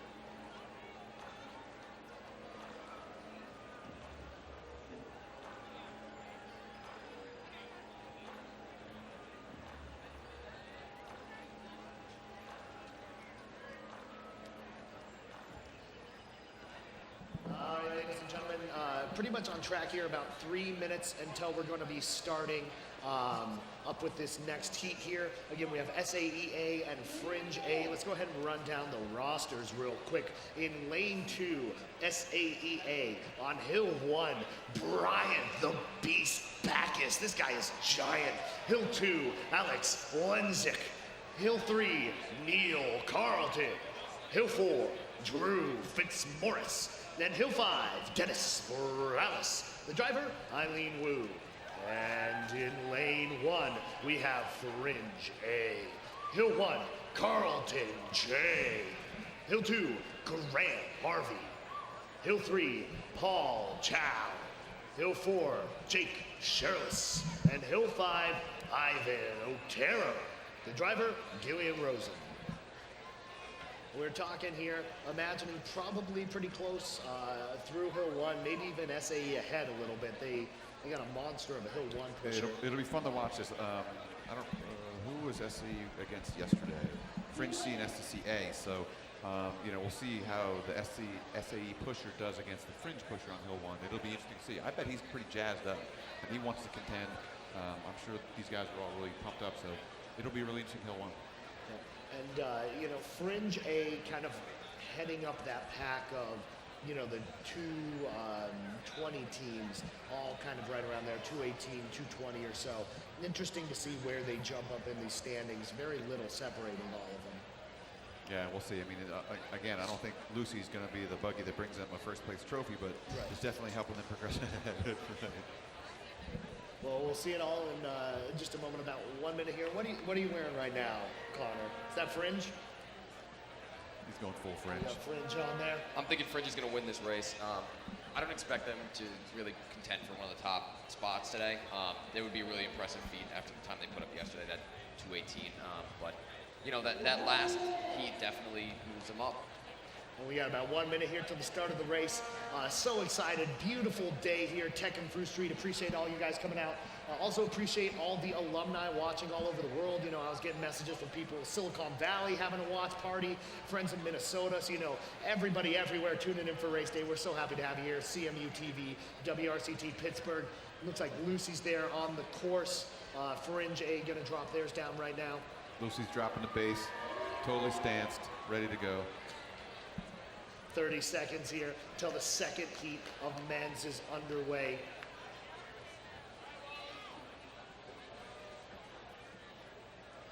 Well, the SE guy is just really in his own head there. And I know some people like to listen to music right away. They used to actually do psych music right before one guy would get it. He's in his own head. 7, 6, 5, 4, 3, 2, 1, ready, set. We have Brian Backus here on that Hill 1. There he goes. Backus in the lead as we expected. Yeah, but neck and neck with things right here. That's Fringe making pretty good push of it. See if we get one more shove out of each guy. Oh, this is going to be close. Fringe is going to take it to the turn. We got to think Fringe, great speed right there. kind of walking that tightrope, and they're going to get into the free roll there. Good for them. You want to be out in front. Now they have some time to just kind of let the buggy do what it does best, get some separation I there. believe they're at about 27 seconds in the crosswalk. Yeah, just about a 17.5-second hill one for about both of them. Really fast. See right here, potentially getting top times of the day right here after, we didn't really have anything coming out of that first heat. 53 seconds, pretty wide there. Yesterday, I think that's their line. I think they want to go wide for some reason. They're avoiding those stripes and hearing that they're fairly bumpy and it throws them off a little bit. Yeah. Coming out into the chute. A little bit of a wide line right there, but that's coming through. A lot of speed. Yeah, she's Real fast. nice. A lot of speed there coming through the chute. They've been taking it wide on hill 3 like that too. I think to Coming avoid out the wide bumps on there. hill 3, and let's see, catching it right in stride. That buggy's got a lot of speed coming into hill 3. Yeah, that rolled up nice for him. Paul Chow right there. That buggy is just moving. He did have a really good, nice roll up. It set him up pretty good. He seemed to enjoy getting into full speed before he caught that buggy. Some people like to have it like kind of sweep by, but he really wanted to come on straight behind it. It seemed to really help him to the 3-4 exchange. Just blasting it right now on that hill 4, Jake Shirless. Pretty nice run being put together by Fringe. All in all, things are looking pretty clean for them. Yeah, maybe about 212. That's significantly better than yesterday. Yeah. Their exchange was pretty good from 4 to 5. He held down a little bit, gave it a little bump, and now they're looking for more to do. Wow. Shaving seconds right here. 212, 213. It's going to be a 214.17 by Fringe A. Well, great 4-second improvement for them. And SAEA got a pretty nice run themselves as well. We're going to go right here, 224.04. That's almost spot on to what they did yesterday. Yeah. Nice and clean. SAE was competitive several years ago, back around my time. They started getting back in, and they've had, where they peak up and they do pretty good and they drop back down. I think their biggest challenge really is buggy technology, the wheel technology. They tend to have, good athletes. I know they're involved in a lot of other activities on campus. If they made a focused effort on doing it, I'm sure they'd be very competitive, much like a SIGEP. Yeah. And wow, that was a cut off 5 seconds there from yesterday. Very impressive stuff with Fringe A out there. They got second place in the women's today. Imagine the rest of the men going to be cutting off some time as well. But just everything that program's kind of been through the past couple years, really nice to just see that run from them out there. Really clean, really smooth, well pushed, well driven. Kudos to them. Yeah, it was clean, and they really stepped it up too. It seemed like their hill 2 got a really good shove in there. She rolled and drove really well. She had a little bit of a slide and a wobble, but really carried up well on hill 3. And I think the back hills were probably the biggest improvement today. And it is impressive to go from that 218.5 from yesterday down to what we saw somewhere around a 213 213 or so, yeah. I didn't think they had that much to gain in there. I'm surprised by that. Maybe that bodes well for the other teams. I'm really curious to see where they made the big improvements from yesterday. I'm gonna have to, watch the replays later. But it wasn't the free roll. I know she definitely looked. She had more speed today, but was it most of the free roll? Was it the hill 3? The hill 1 looked like he, was definitely being pushed today. I think he was a little bit faster than he was yesterday as well. So all in all, I think they just improved a little bit everywhere, and that really, built them up. If they had just a little bit faster hill 5 pusher there, I think they really would have been in the range of like that 211, 212. And with the times we saw yesterday, that would have put them at the top of the board. Yeah, it's tough. They had a couple of really fast guys, and some of these teams have really big studs somewhere on their team, and I think they were very well positioned around their whole team. They didn't have one guy that was really the monster for their team, and I think if they had something like that, they really would have pushed down to a 210. Next heat we got coming up, SDCA Apex A. This is an exciting one, and again, similar to the women's, who would have thought SDCA is going to be in the third heat, coming into things. They're chasing SIGEP, they're chasing CIA, but we expect them to shed some pretty serious time. You thinking like to a 210, or what do you expect out of them here? I saw a team yesterday that really was just being safe. I'm thinking they were about at 90 to 95% what they were doing. They knew they had day two, get through the chute, do it. If they go full out, I could see a 208 happening, but it's really risky because now you're making exchanges happen earlier in different positions. The driver's gonna have to drive differently. So if you want to go out there and try to bang out a 208 because you're going full force, I'm looking at potential of a slide in the chute turn like we saw out of their other driver that allowed CIA to pass. I mean, it brings up more risk, but they have the capability to roll a 208. Just looking at their free rolls on this year, they're just not up to what we're used to from SDC. Even today, when they amped it up for both their women's race, they were stuck behind Barracuda, and they really were not gaining much ground on that buggy at all. Yeah. And then we saw again with the women's race, the A team. They really didn't have much in the free roll either that was really adding to their times, like we've seen in the last 2-3 years here. So what do you think? What do you think they could put up if they wanted to? I was saying 208 yesterday. I'm thinking probably 210. Yeah. I think that's about their ceiling this year. I mean, it's crazy because I think if one team gets below a 210, I think they win it. Absolutely. Which is, crazy. We've been living below 210 for so long these past few years that the idea that nobody has had a sub 210 time in a full day of rolls is just crazy. Right, and it was pretty good course by the time the guys were on it yesterday too. It was pretty clear, all right conditions. I guess there's a little bit of nervousness just given some of the carnage earlier, but if there's anything we've learned this year, this has been a surprising year. CIA in the top spot for both.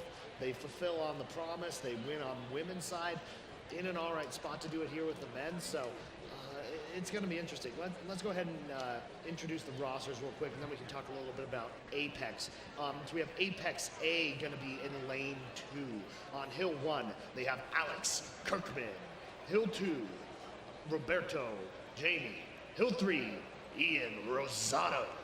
Hill 4, Harrison Landis. Hill 5, Brandon Peck. And the driver, Palak Pujara. And then in lane 1, we have SDCA. On hill 1, Ryan Aguirre. Hill 2, Edward Cow. Hill 3, Jeremy Jang. Hill 4, Jeremy Mesa. And hill 5, Jordan Coons. The driver, Jing Zhao. Now the Apex squad, there is a little bit different. They're switching up their team a little bit today, so we're not going to see Alec on hill 1, and Ian Rosado is going to be on hill 4 today. So we'll see how these roster changes are going to affect their time. I know they were definitely spending some time last night trying to make sure that Ember was absolutely ready to go today, because it was very disappointing how it was rolling yesterday, especially compared to what we saw from Phoenix today, catching up to Pika there on that free roll. Like I was saying yesterday, that buggy has no right to be that fast, but it is. I was involved in the build. It was just make it as simple as possible. Don't do anything crazy, but it just goes fast. Yeah, and it does take a lot of effort in between days. I remember we would take it and break down the buggies to make sure they were perfectly tweaked between Friday and Saturday. It's a lot of work, and if you have fewer buggies, it's easier. But teams like SDC have to make sure that those buggies are working perfectly for brakes, for everything. SIGEP, if they had a problem or their wheel came apart, you got to work those, and it does take a lot of time, especially for a buggy that's a little bit sketchy. So if the buggy's not great, man, you're just trying to do everything you can to hold it together for just one more roll. Getting underway in just a couple minutes here. Afterwards, we're going to see SIGEP A, CIAA, SDCC getting its re-roll. So re-roll coming up after that. And then closing things out, I'm not quite sure. SDCB day 1, do you guys know what that means? Is that just an exhibition roll? Or? Yeah, it looks like, I don't know, I saw that yesterday too. They do have something, it looks like it's a re-roll that's going to happen at the end of the day. And SIGEP wants to do one, and SDCB, I don't know what that means, but... Yeah. Someone will let us know. About 1 minute right here before we get underway with this. My understanding is SDCA, that with that collision yesterday, SDC was able to make an argument as to why they would get a re-roll today on that B team. Okay. So from what my understanding is, that's going to be their final. Okay, gotcha. Okay. All right, the buggies are both on the course here. SDCA, last year's champions. They're in the 3rd heat here. They want to make a statement. They want to prove they're still the top dog. And Apex, the young upstart, looking to make some noise.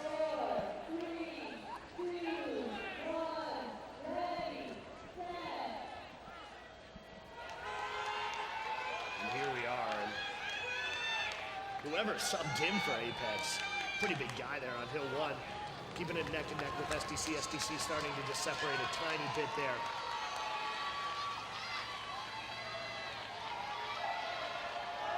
Right about a 17-second Hill 1, as fast as we've seen so far this weekend. That was a great 1-2 transition for both teams.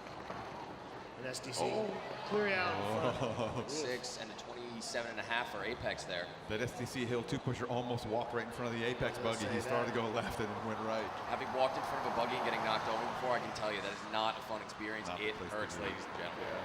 All right, SDC starting to separate a little bit here in the free roll. As we expected. This is one of those cases where But Ember's holding a lot closer than they were yesterday. Just kind of hang on there and go along for the ride.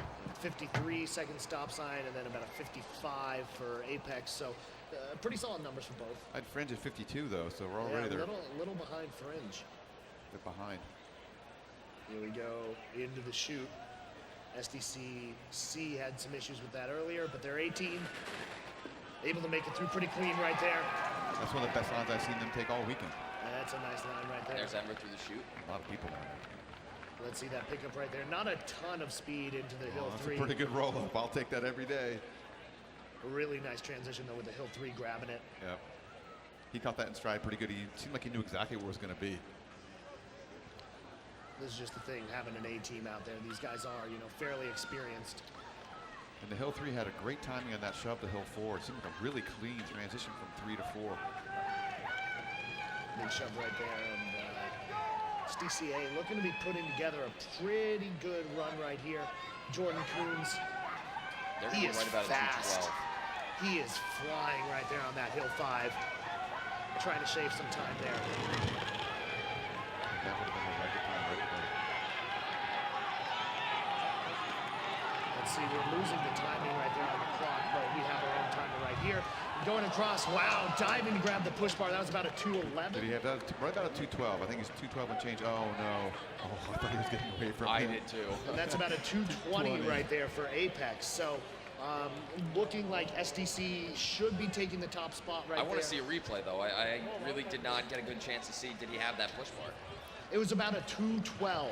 About a 212. We don't have an official time, but it's about a 212. We have a stopwatch up here. We're going to look to get that official time as soon as we can. Look at that. Wow. Superman. Could not have Flying. been any You can let go now. closer. Ow. And it just, oh man, my That's knee the way to hurts do just it. looking at that. And that's a great replay, cmuTV. That's the way to do it. And to show that Oh, shin wow. back. Oh, yeah. That's Buggy dedication right That's the there, way to ladies do and it. gentlemen. That's what it's all about. Get fired up on race day. Wow. That dive right there, if they end up in the lead, that saved their race day. Oh, for Yeah. sure. It looks like right now Fringe they have the time up there, unofficial or unofficial official, at 2:14.17. So seeing them cross, if my thumb is right, at about a 2:12 and change, would put SEC in first place. Wow. And he just wanted it right there.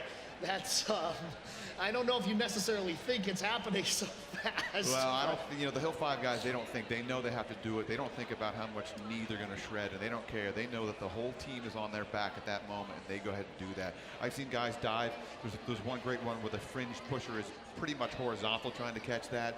We had one where the kid caught it like that and actually pushing the push bar cracked through the buggy at that point, and the buggy was pretty much toast at that Wow. point because he put so much weight on it. And at that point, that's all you care about. Get it through, and we'll make it happen. Do not get disqualified. And so, we talked about getting down to a 210. Doesn't look like that's going to happen. Again, waiting for that official time. Doors open for SIGAP. Doors open for CIA. We have SIGAP coming up next. Every year, the story is this their year? They keep getting a little bit better, a little bit better, a little bit better. And I think if any year is going to be theirs, it might be 2015.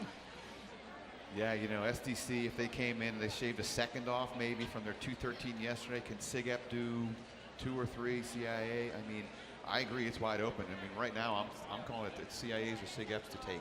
And it's whoever's going to put it together and just blast it out there, considering this is probably SDC's slowest time in 9 years maybe. I'll have to go back and look, but it's been a while since they've been above a 210 with an A team. Heck, they had B teams below 210 in the same year, so that depth and that speed somewhere is gone.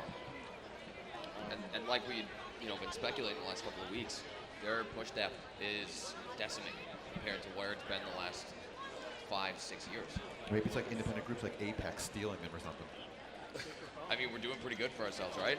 No, it's great. I'm not saying there's anything wrong with it. I think it's the way things go, you know? Yeah.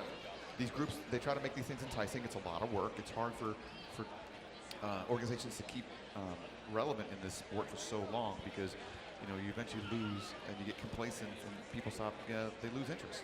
So Apex starting up and making it fun and making it competitive pulls people away from other independent groups, and that's cool. It should be an interesting one here. SIGEP A, CIA B is going to be their partner in this heat.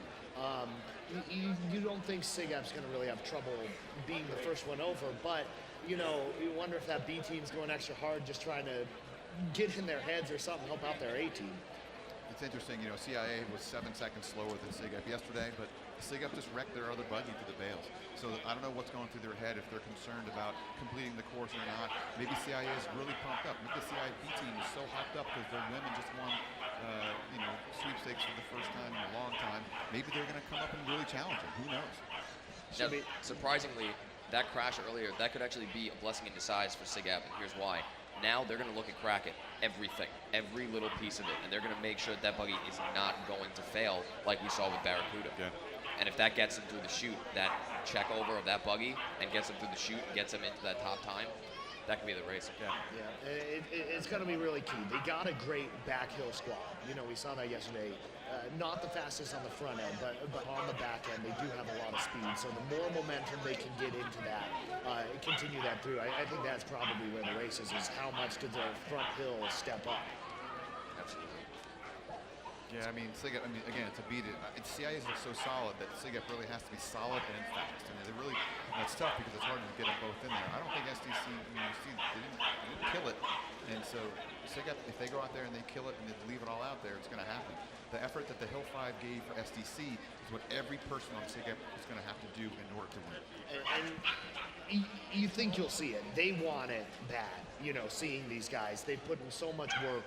You know, a pretty strong senior class here who've kind of been the ones driving a lot of this kind of SIGEP buggy revolution. So I think we're going to see pretty strong run out of them. A lot of energy. The question is just, can they avoid those mistakes? We have the time in, ladies and gentlemen, for SDCA, 212.358. That puts them in first place right now over Fringe A. They had a 214.172. Then Apex A, 220.4. SAEA, 224.0. So, you know, 212, not that fast. SIGEP, CIA, their opportunity to try and seize the day.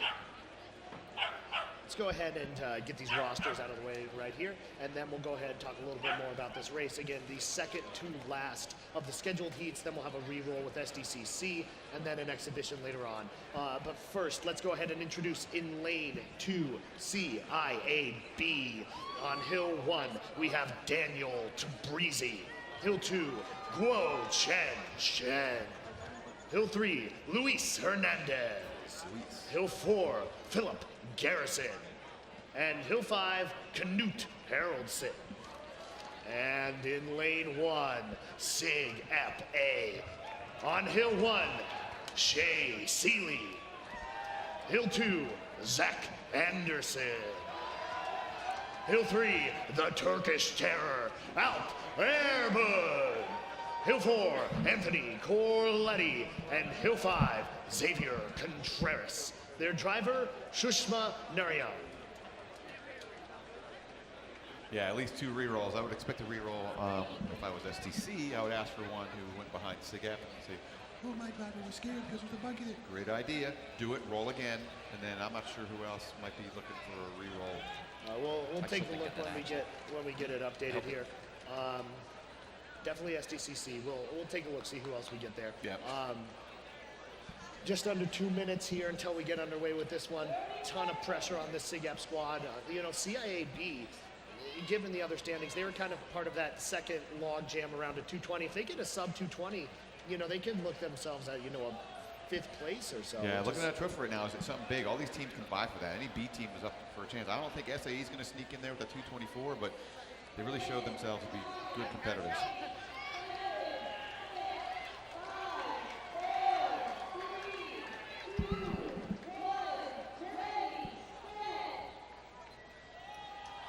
here we go. SIGEP, is this their year? Shea Seeley trying to separate there from CIAB. Beginning to get a little bit of space there. He's blasting her way. That one was one of the best 1-2 transitions we've seen the entire weekend. Just a shade over 17 seconds. Really nice hill one. Pretty late release right there by Zach Anderson. 28. He should have released that a lot earlier. I think it slowed him down. I agree. Looked like he grabbed the ball a little bit there. Typically, a buggy goes faster than a man downhill, pushing in early works. Maybe they know something I don't. Let's see right here the ever important stop sign time coming up. She's having a curve pretty good. It looks like they maybe swept a little bit better out there, so they can plug that curve a little tighter. It's about a 54-second stop sign time right there. Good 2 seconds behind that finish time. 58 for CIA though. That's definitely solid time. Let's see, here we are coming into the chute. It's cruising there. Pretty nice line, and it's getting through clean. Very good. All about these back hills. Time looking pretty much right in line with everybody else as we've seen at the top today, SDC and Fringe. And here's Alp. It is a terror. Turkish or not. He is just a monster. Those shoulders like bowling balls. That was a pretty good roll up. Not great for them. He had to reach back and grab that. A little bit of a wobble right there. And here we are, Hill 4 right there, just pushing it. Anthony Corletti, A lot of excitement local at the top Pittsburgh of the hill boy. He wants it bad. He wants that gold trophy. Let's see if he can get it. And it's off to Hill 5. Xavier Contreras here. They're going to be very close. If he gets over like a 19-second hill 5, he can get a 211. That's all for this guy. There's a lot of pressure riding on him right there. He is cruising. I have faith in any of 5 to save. Coming across right here, 209, 210. Hands on the push bar, 212.71. I can't call that. Unofficially. That was close. 212.71 unofficially, which would put them. And is that a 219? Yeah, great job by CIAB. 219 for CIAB. That might be a trophy. Yeah, we're looking at about a 212.7 unofficially. That puts them about half a second behind SDCA. But again, we got to see that.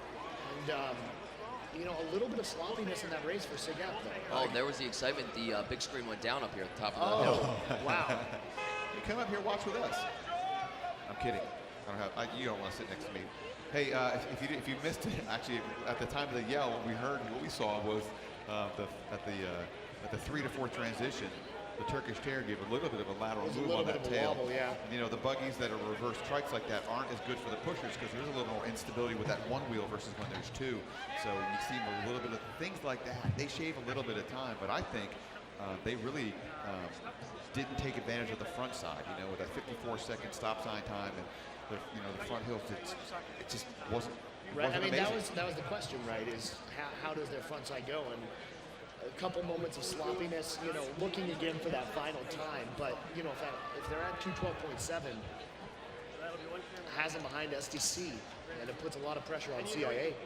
Now, I've been, giving Zach Anderson big praise there on hill 2, but I'll be honest with you, I think he may have cost him the race there today. It was, right there, and then that 3-4 transition. It's those small moments. You know, we saw a missed shove yesterday at SDC. We've had missed shoves on some of the teams that I worked with in the past. I was talking to my son about this. That shove really sets up 50 to 60 seconds worth of race that if you don't get it just right, it's going to impact all of that. It's your stop sign time, your shoot time. It's going to be your hill 3 roll up into the 4 transition. I mean, really, it can take away 2 to 3 seconds on a decent race. Just an announcement, it's 11 o'clock here at WRCT Pittsburgh, 88.3. They're giving out free cake at the alumni tent in honor of this being the 95th buggy race. So go grab some cake there. If you want to get your name announced on the radio, bring some cake to us because we can't go get some, and we'll put your smiling face on here. Come Make on, it happen. Will wants cake. I agree with that 100%. Thank you. Always want cake. So, now I think it is up to CIA. Now CIA is looking at a time that they haven't bested yet with its 212. So regardless of whether it's CIA or SIGEP, it's CIA's to take. Yeah, I'm trying to see, we still don't have that official time online yet. Keep refreshing here furiously, trying to get that time for you, ladies and gentlemen. We'll let you know there. But yeah, CIA and you know, we talk a lot about kind of the excitement in the front hills, but CIA going against Spirit A. That being said, I really was impressed with CIA's Hill 1 yesterday. Yeah, that's what I would think that too. And normally, you know, CIA hasn't been, you know, pushing monsters, but they got what they need this year in pushers. They've shown it from the women's side. They've shown it from the men's side. They're very competitive. If I was going to bet your money on a CIA, Spirit A, Hill 1, I'm always going to take Spirit. Right. But CIA has proven that they've got more recruiting power than they have in the past. So, yeah, it could surprise us. If Spirit beats them up and over the hill, things get more fun. Yeah. Trying to see what the rules are with the re-rolls. No, SDCC will be re-rolling for sure. SDCB also going to be out rolling today. Looks like they've given SIGEP an exhibition as well, possibly on their B team. All that coming up after this, but this is the final scheduled heat of men's. Still don't have a time there for SIG-EP, waiting on that, but it's looking like it's probably going to be SDCA and CIA. The pressure is on them to try and match that. Yeah, it was tough. I mean, SIG-EP did a lot of things right, but just, you know, didn't go psycho the way they needed to get that there. And, you know, so many pieces that I could have said could be a little bit better for them. You know, in the past, like last year when SDC took it away with like a 9-second lead, you know, they did everything right, really aggressive. So I just didn't see that out of SIG-EP. The one thing too, pressure is on for CIA. They had, you know, we said a near perfect roll yesterday. It looked really clean. They got to replicate that, and this is not a position they're necessarily used to here. Oh, and that's the thing. All right, we do have the time in. SIG-EP A in that heat, 212.706. That puts them in second place behind SDCA, 212.358. So SDCA, you know, we weren't in love with their time for them, but they're sitting in first place. They're looking at a 1 or a 2. I don't think Spirit's going to beat that. I'd love to see it, but right now, SDC is probably at least guaranteed a second place. Yep, and CIA, pressure is on for them. Yeah, and you're right. I think they ran what we would call a very good race. We talked yesterday after the broadcast, and we didn't think that CIA had too much more to give, so we'll see. They'll have to come up with something to make them just about 1.5 seconds faster than they were yesterday. We also saw that said that on the women's side as well with CIA, and they ended up cutting 3 seconds. Yeah. What do you do? They just give us a microphone and let us chat for a while. Come on. All right, let's go ahead and introduce the squads. First, in lane 2, Spirit A. On hill 1, Isaiah Edmonds. Hill 2, Jason Blakeney. Hill 3, Glenn Feiler. Hill 4, Steven Scott. Hill 5, Malik Parker. And the driver, Shalina Giawoody. And in lane 1, your fastest time through qualifying, CIAA. On hill 1, Nat Jeffries. Hill 2, Julian Trulli. Hill 3, Justin Foreman. Hill 4, Nick Takiewak. And hill 5, Kevin Way. The driver, Allison Lim. I'm excited, guys. I don't know what's going to happen here, but CIA could take men's and women's. It still feels weird saying, even after the performance we saw yesterday, but it's right there for them. Should be getting underway in about a minute here. Yeah, and I got some, my friend Rick, who's a huge Buggy nerd back home, is watching, and he's giving me some good data because he's nerding out.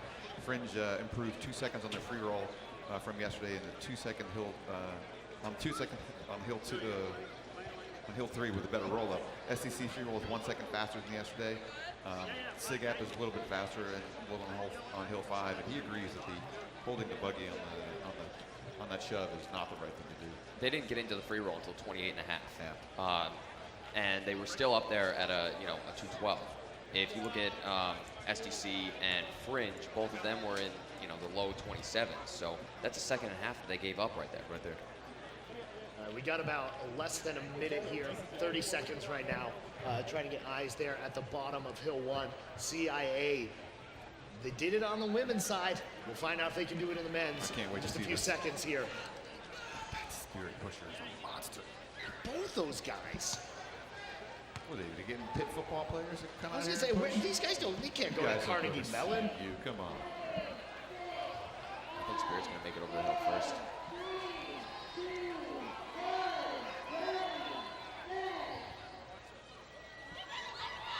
Isaiah Edmonds for Spirit, Nat Jeffries for CIA, and here we go, trying to take that top spot.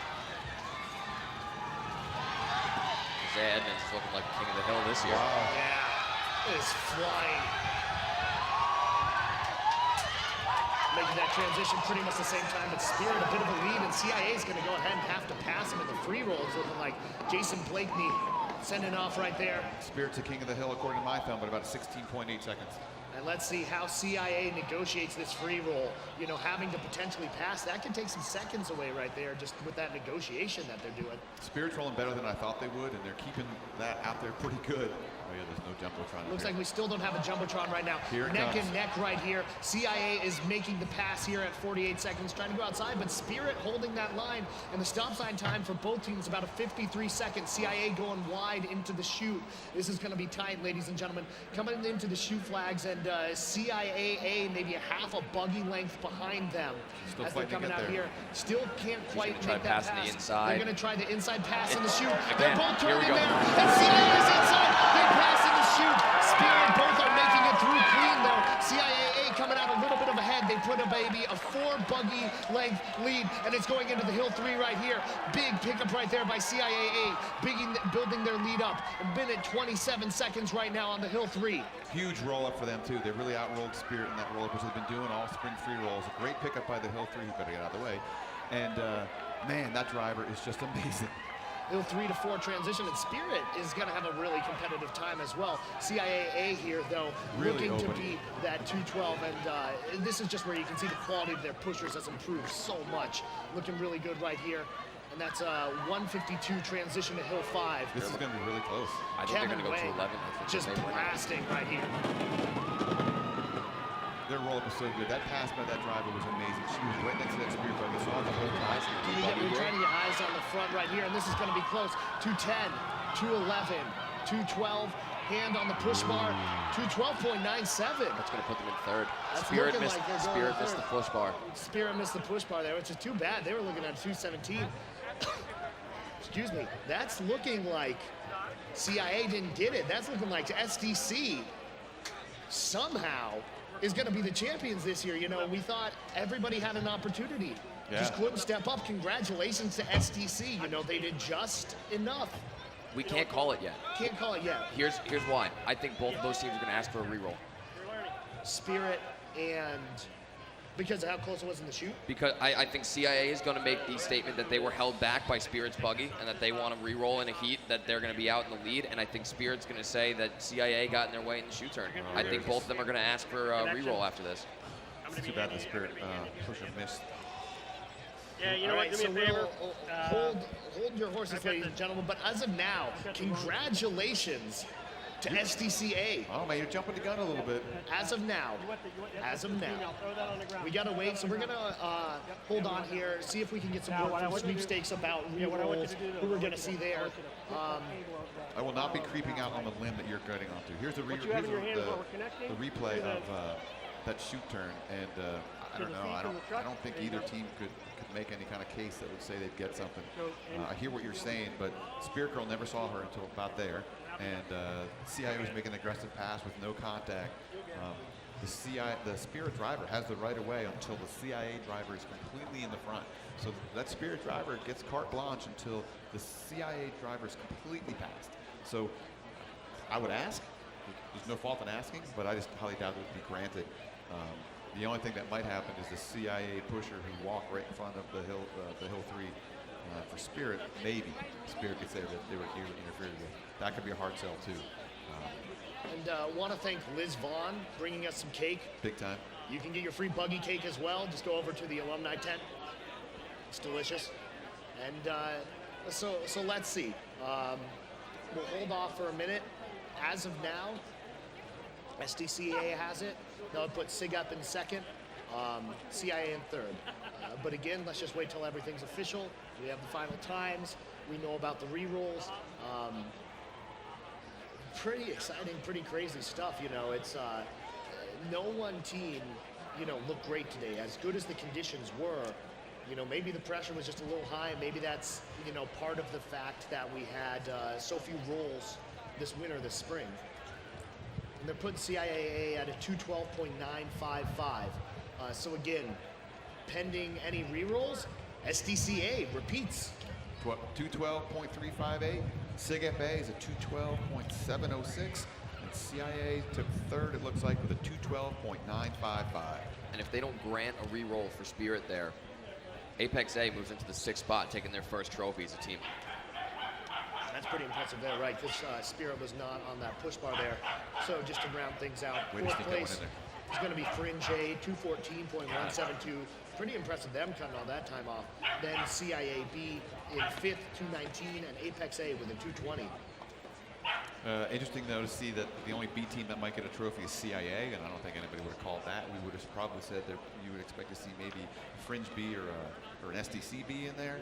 So the only B team this year that can get a trophy is CIA. Is crazy. Well, do we know what's going on with that SDCB re-roll later on? That won't count for today, or? I'm very unsure about that. It hasn't really been made clear to any of us what's going on with it. Maybe they're just giving them an exhibition like they did with Pika, and who Gotcha. else did that? me SIG go find is out. going to be rolling a little bit All later. right, So. let's send Andy out on a mission, try and see if we can figure out about these re-rolls, what's going to be going on there. Again, please do not go on the course. We are definitely at least having SDCC re-roll. SDCB, I think we'll have them there. And who knows, maybe CIAA as well. So please do stay off the course. We're just looking to get some intel here. Thank you guys for tuning in. Congratulations. On the women's side, we do for sure know the champion, CIAA. That was clear. That was a great roll. That was a beautiful roll right there. Men's thing's still a little murky. Trying to get some intelligence there. I gotta say it though, this absolutely was SIG-F's year. Look at how close they were. We saw the mistakes that they made on that race. This was their year. It could have been it. It was so close for them, and you hate to see that. You know, you want to have a well-executed race day. Second place, though, you know, not bad, but I think they really had their eyes on first. You feel bad for them.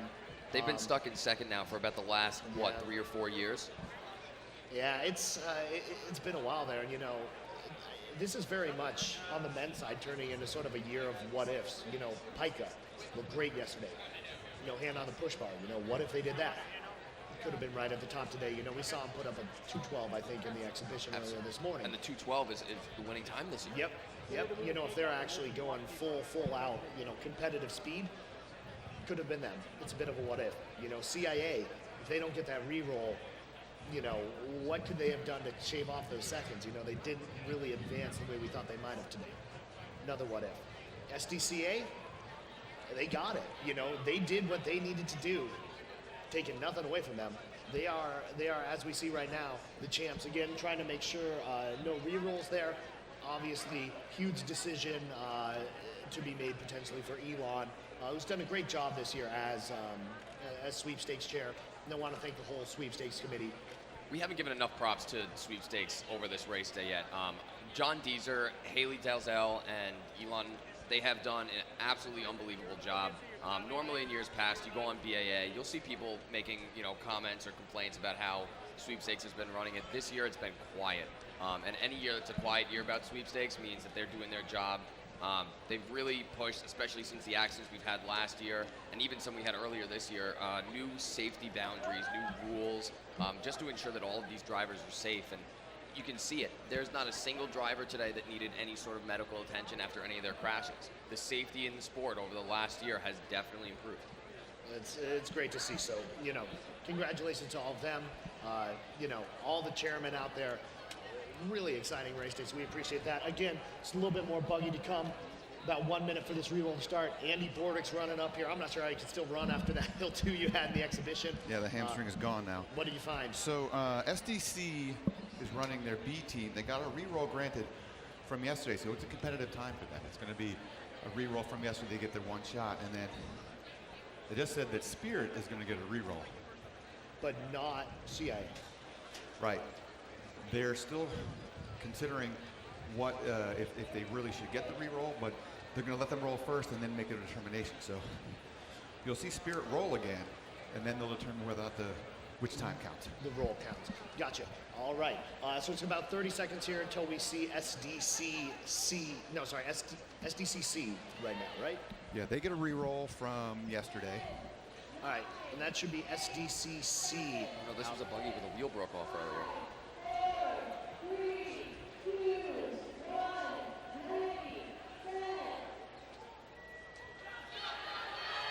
Let's take a look here.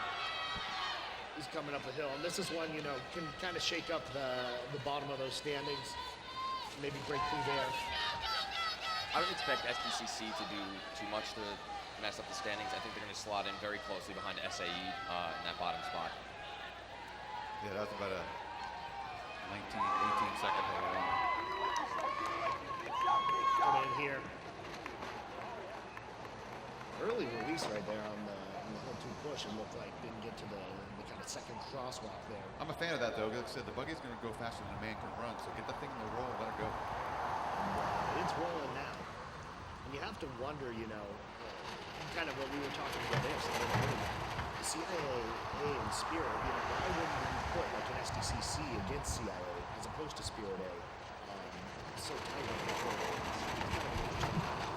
58-second stop sign there as they're gliding through. Coming around now, heading into the chute here. Again, just a little bit more buggy on this beautiful, beautiful Saturday of Carnival. It's it's always great when you have this to look forward to. Coming around right here into the chute. Whoa, tiny bit of a wobble, but that looks pretty clean right there, and they're going to come up here into the hill 3. And it's great to be able to just get your team to have, you know, a finish on race day. You know, especially, right, they lost a wheel earlier. So it's good to see that buggy still out there rolling, drivers doing all right. Here they come in 3 to 4. Now, if they put up a 1 minute back hill time, they're going to be right in about a 2:28. I wouldn't expect them to be any faster than 1 minute, so I think we're going to see them just underneath SAEA for that bottom spot. Day 2 still low. Yep. Let's see right here, we're pushing. And then, you know, SDCB could potentially shake things up a little bit, maybe, you know, knock Apex out. Not necessarily something you want to see coming up. No. Spirit as well, though. If Spirit re-rolls and doesn't have any mistakes, they're going to knock Apex out as well. That's So fair. at this point in time, if they count that Spirit re-roll, I don't expect to see Apex getting that trophy. So close, but again, the year of what if. There's always next year. SDCB looking actually pretty nice around this back hill, maybe a 225 or so, 23, 24, 25, 225.96 right there out of SDCC. It's a good roll. Definitely solid backhill time as well. Like I said, if they put up that 1 minute time, they would have been right in there at 28. They were about 57 coming in there, about 20, 25. All right, so still getting word on exactly who's going to be in this next heat. There it is. Let's see. We're going to have Spirit A men, so they are re-rolling, and then SDCB getting their day 1 roll after putting in a protest there. They got it approved, so it'll be Spirit A, SDCB, and then a SIGEP exhibition after that to close things out. So, you know, this will probably shake up that leaderboard a little bit here. A little bit. I don't see any of these teams, you know, vying for first place, but you know, they're looking for maybe a 4th or 5th or getting a trophy in there, so it's something to do. SDCB is going to compete, I believe, with that Apex time, about 220. They're going to be either just below it or just above it. And we're going to see Spirit, you know, they rolled a 216 on their last one. I'll be honest with you, with them getting a re-roll, I'm not sure they'll be able to improve by more than about a half a second or so. Yeah. They really, for the most part, had a clean race. But I definitely, I like what their chairman's going for, especially because they had that push bar DQ. Right. You know, you're giving your team a chance to put up a time and get a trophy. Exactly, and you want to see it out of them, because otherwise it was a pretty nice race put together by them. I mean, the way they held on through so much of the shoot, you know, keeping him first. Really nice driving right there, so excited to get to see him go out. And we're getting the word that this is going to be only 2 heats of rerolls today. Only 2 heats. Only 2 heats. Oh, so there won't be the SIGEP exhibition. So looking like this is going to be the final heat of race day, ladies and gentlemen, pending a reroll of this reroll. Again, if you want some free cake, got free cake over at the Buggy, over at the alumni tent. There's cake there, so check that out if you would like to. Nice shot of it right there. Celebrate the 95th Buggy. Race day. Yep. 95th race day. Right. Want to give a shout out, CMUTV, WRCT helping us out, putting us up here, letting you hear our voices this morning. We thank you guys for tuning in, for hanging out. It should just be a few minutes here for this final heat.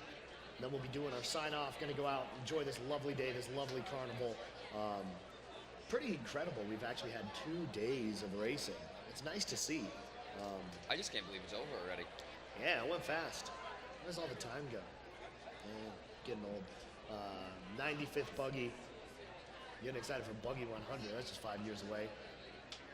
Don't get ahead of yourself. No. Right? So, kind of wrapping things up, this isn't necessarily going to change too much in the standings. Obviously, CIA is still super impressive.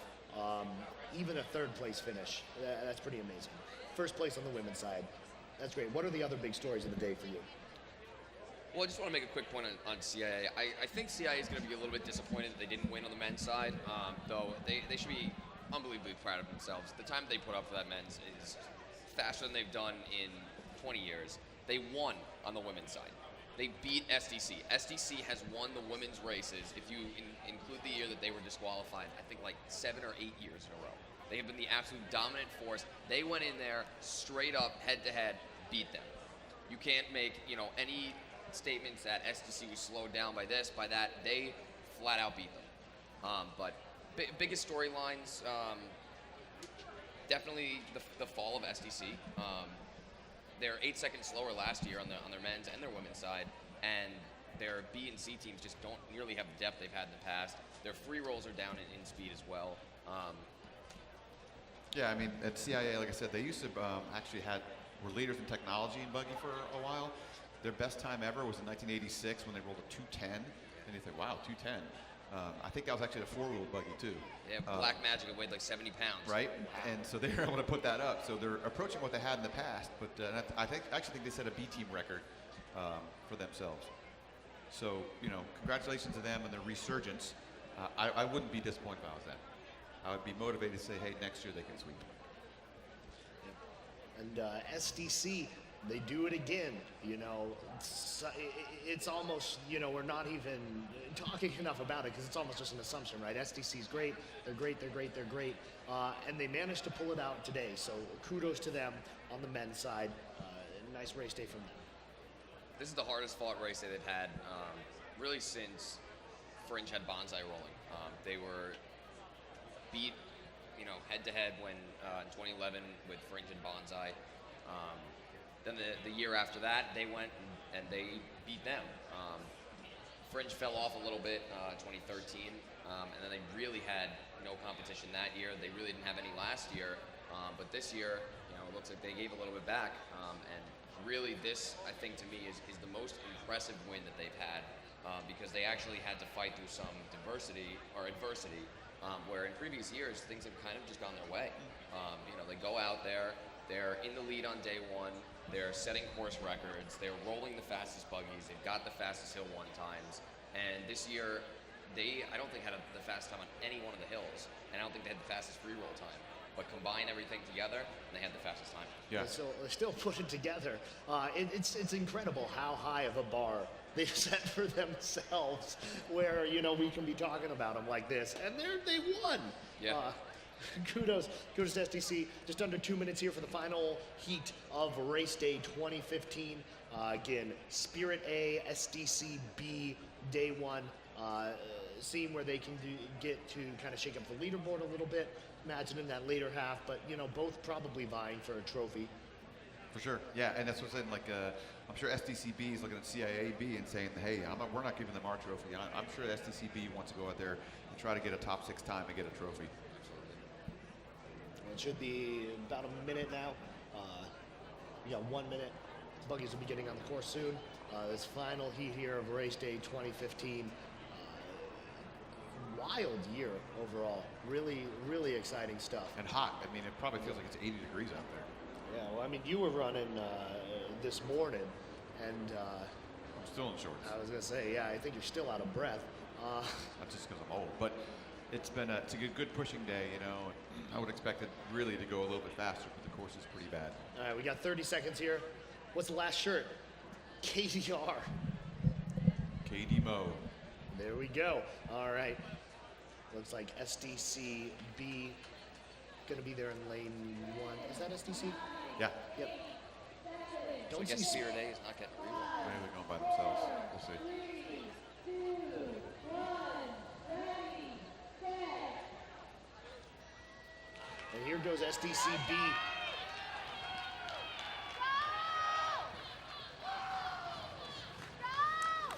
And again, they're going pretty aggressive uphill 1 with Rage, off an older Buggy, but apparently they're getting the time they need out of that thing.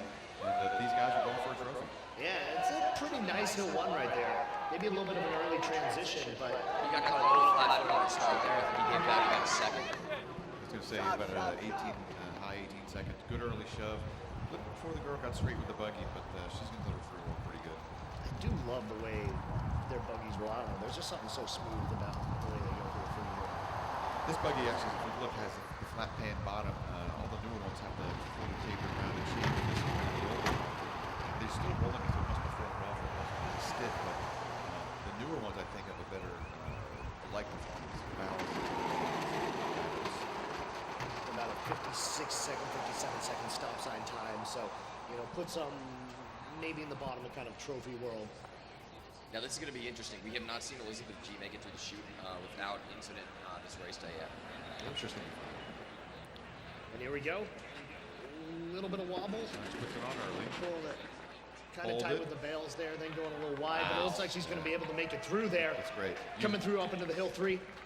She's a full width of that shoot, that road to get there. Oh, he just And got, he burned. smoked. Wow. Late pickup right there for hill 3.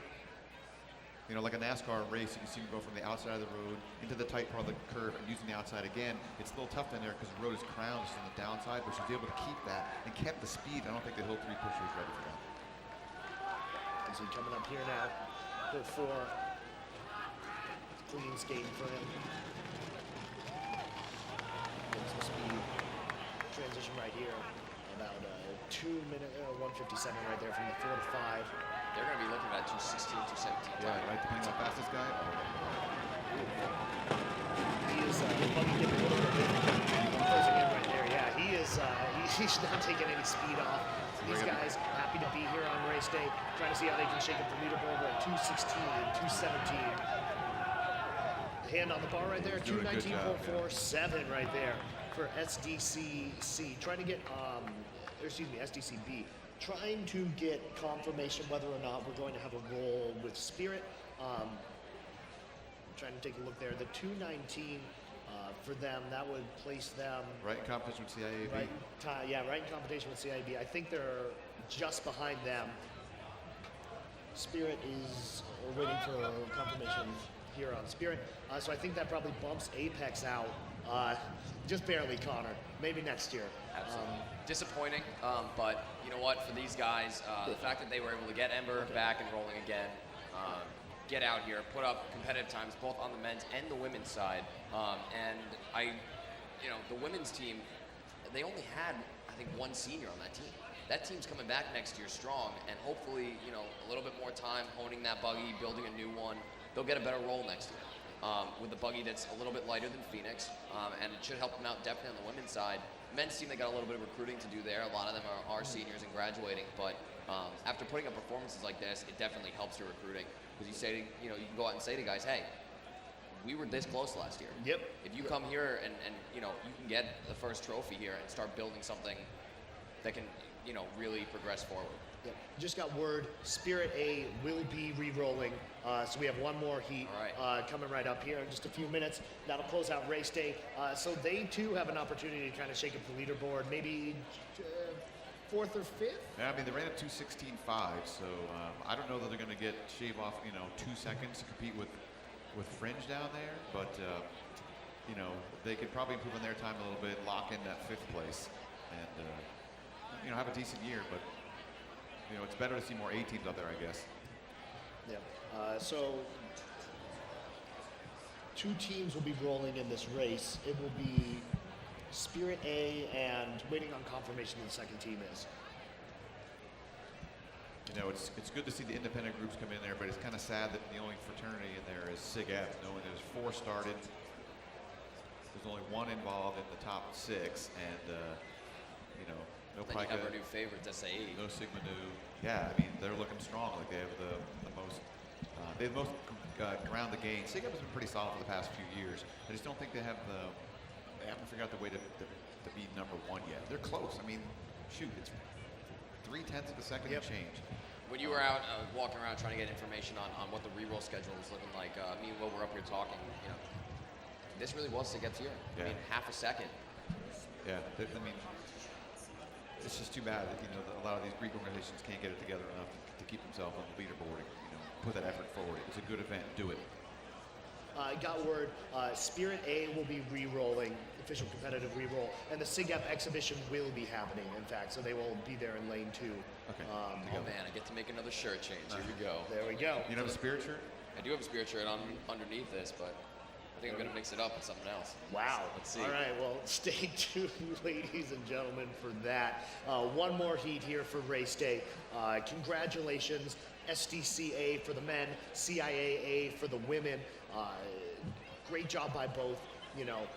Especially impressive on the women's side with CIAA, the way they just shaved that time off. 3 seconds. Really kind of shocking all of us. Yeah, to me the biggest shock is you look at the times, and we haven't had a time above 2:10 for a win since 2004. Wow. And that was like a weird. 5 years old then. Yeah, that was a weird year there too, because it was a B team that won it with a replacement pusher and all that kind of good stuff.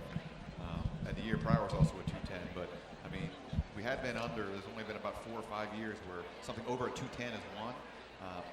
Way back, you'll see it go back there. So, Spirit won with a 2:10 at 93, and also with a 2:11 at 97. It's just crazy that we've seen 205s and 204s for the past 5-6 years, and now 212 is going to win. Right. 212.3. That's rounding, I think, at 212.4. If you want to do it, get into it. I think you can. I mean, look at Apex. They're showing that, man, that a little few pieces and they can be competitive and maybe top 3 into a win. Spirit did it back in the 80s, and they said, Matt Wagner had a vision. He said, participate, compete, and win. 3-year plan, and they did it. Set the record too, which really got me upset. But it's And possible. they won today also. Grudge match, just to remind you, Andy. About 3 minutes, a little under 4 minutes right now They stacked until it. we're getting this final heat underway. We appreciate you guys hanging out with us, hanging out with WRCT, cmuTV, all that good stuff. Cake over at the alumni tent. You may want to check that out.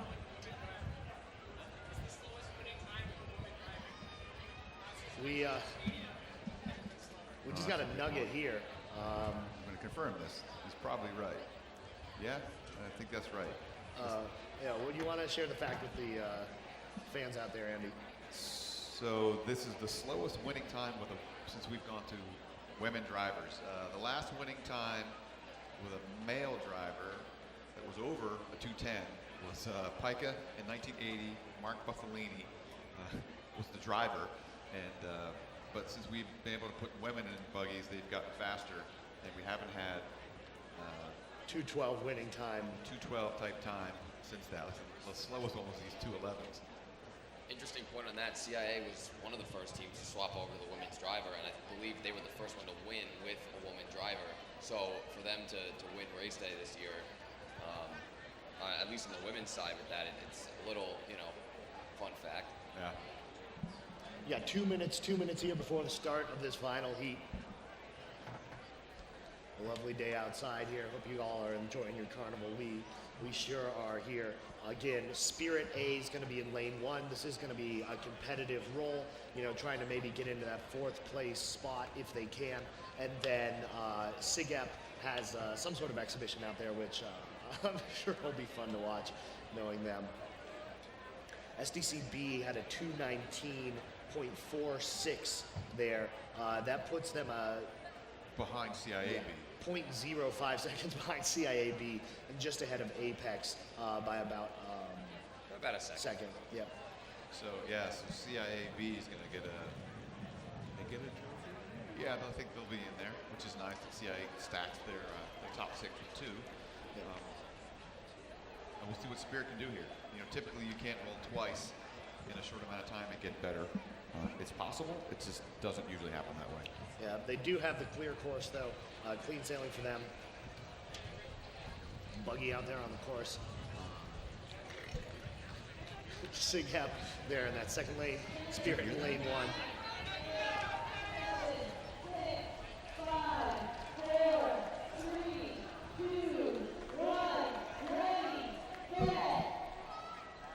And here we are, the final heat of race day. Isaiah Edmonds pushing here on hill 1. He was king of the hill, was he not? He's a beast, yeah. He is just flying there. Unreal. Faster now than he was earlier. He's angry.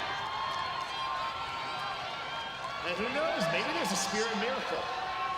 Jump up into the top 3. He's still sub 17 seconds. That's really fast. Getting it off to Jason Blakeney. Pretty clean shove right there. And it's going to help them out a lot being in lane 1, too. That definitely helped them out. They were like a 26, 27 second at the line. And here they are now into the free roll. Here, obviously, this isn't necessarily their forte of their game. But if they got enough time coming into those back hills, anything's possible with the push team they have. And they definitely stepped it up today compared to yesterday. Even on this buggy, it looks like they're going on their faster wheels today. And 53 second stop line time. Same maybe time. 54, yeah. I think right now they're tracking for a 216.5 or something. Something like that. So it's going to be all about the shoot, all about the back hills here. I don't think I saw too many mistakes in their back hill pushes, so they should get a sweet line through the roll up. Maybe they can shave off. Coming through here in the shoot. A little tight, a little That's bit of the way to wobble, let but it it looks like go. they're going through all right. Great recovery. Yep, and they're making it through right here. Let's see how hill 3 is able to pick it up.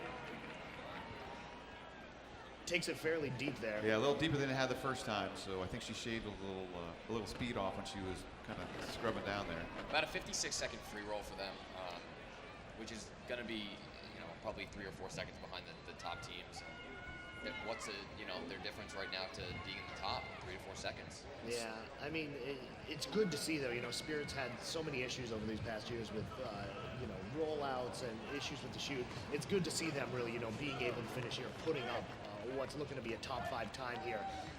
We go to the 4 to 5 transition. Sigap was safely through. They're further back there, but Sigap is going cleanly through. Looks like they have men and women pushing. The unfortunate thing for Spirit is, like I was saying yesterday, they worked incredibly hard, and they really have just kind of been stuck in the same 216, 217 time. And let's see right here. It's looking to be right in that neighborhood right there. Coming across right here, hand on the push bar, about a 219. Yeah, I think she lost time in that free roll. Yeah, unfortunately. Yeah, I mean, it's hard to do it twice, and now Sigap exhibition coming through.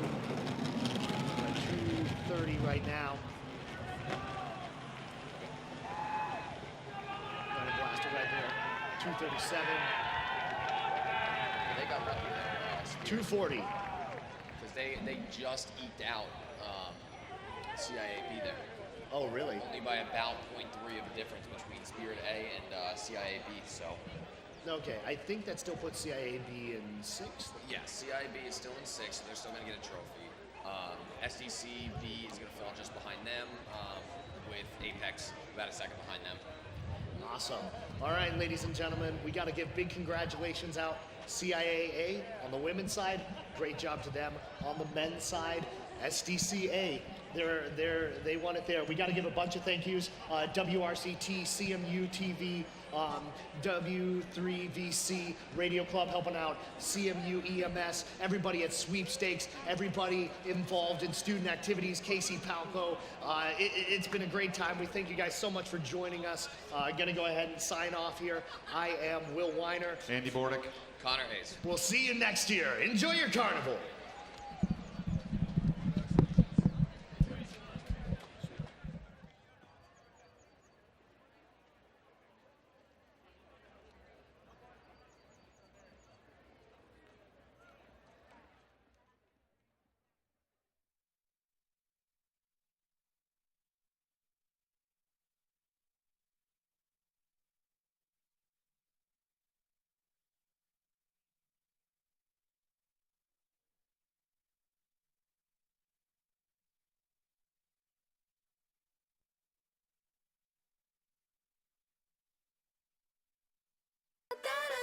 Da da da da da da da da.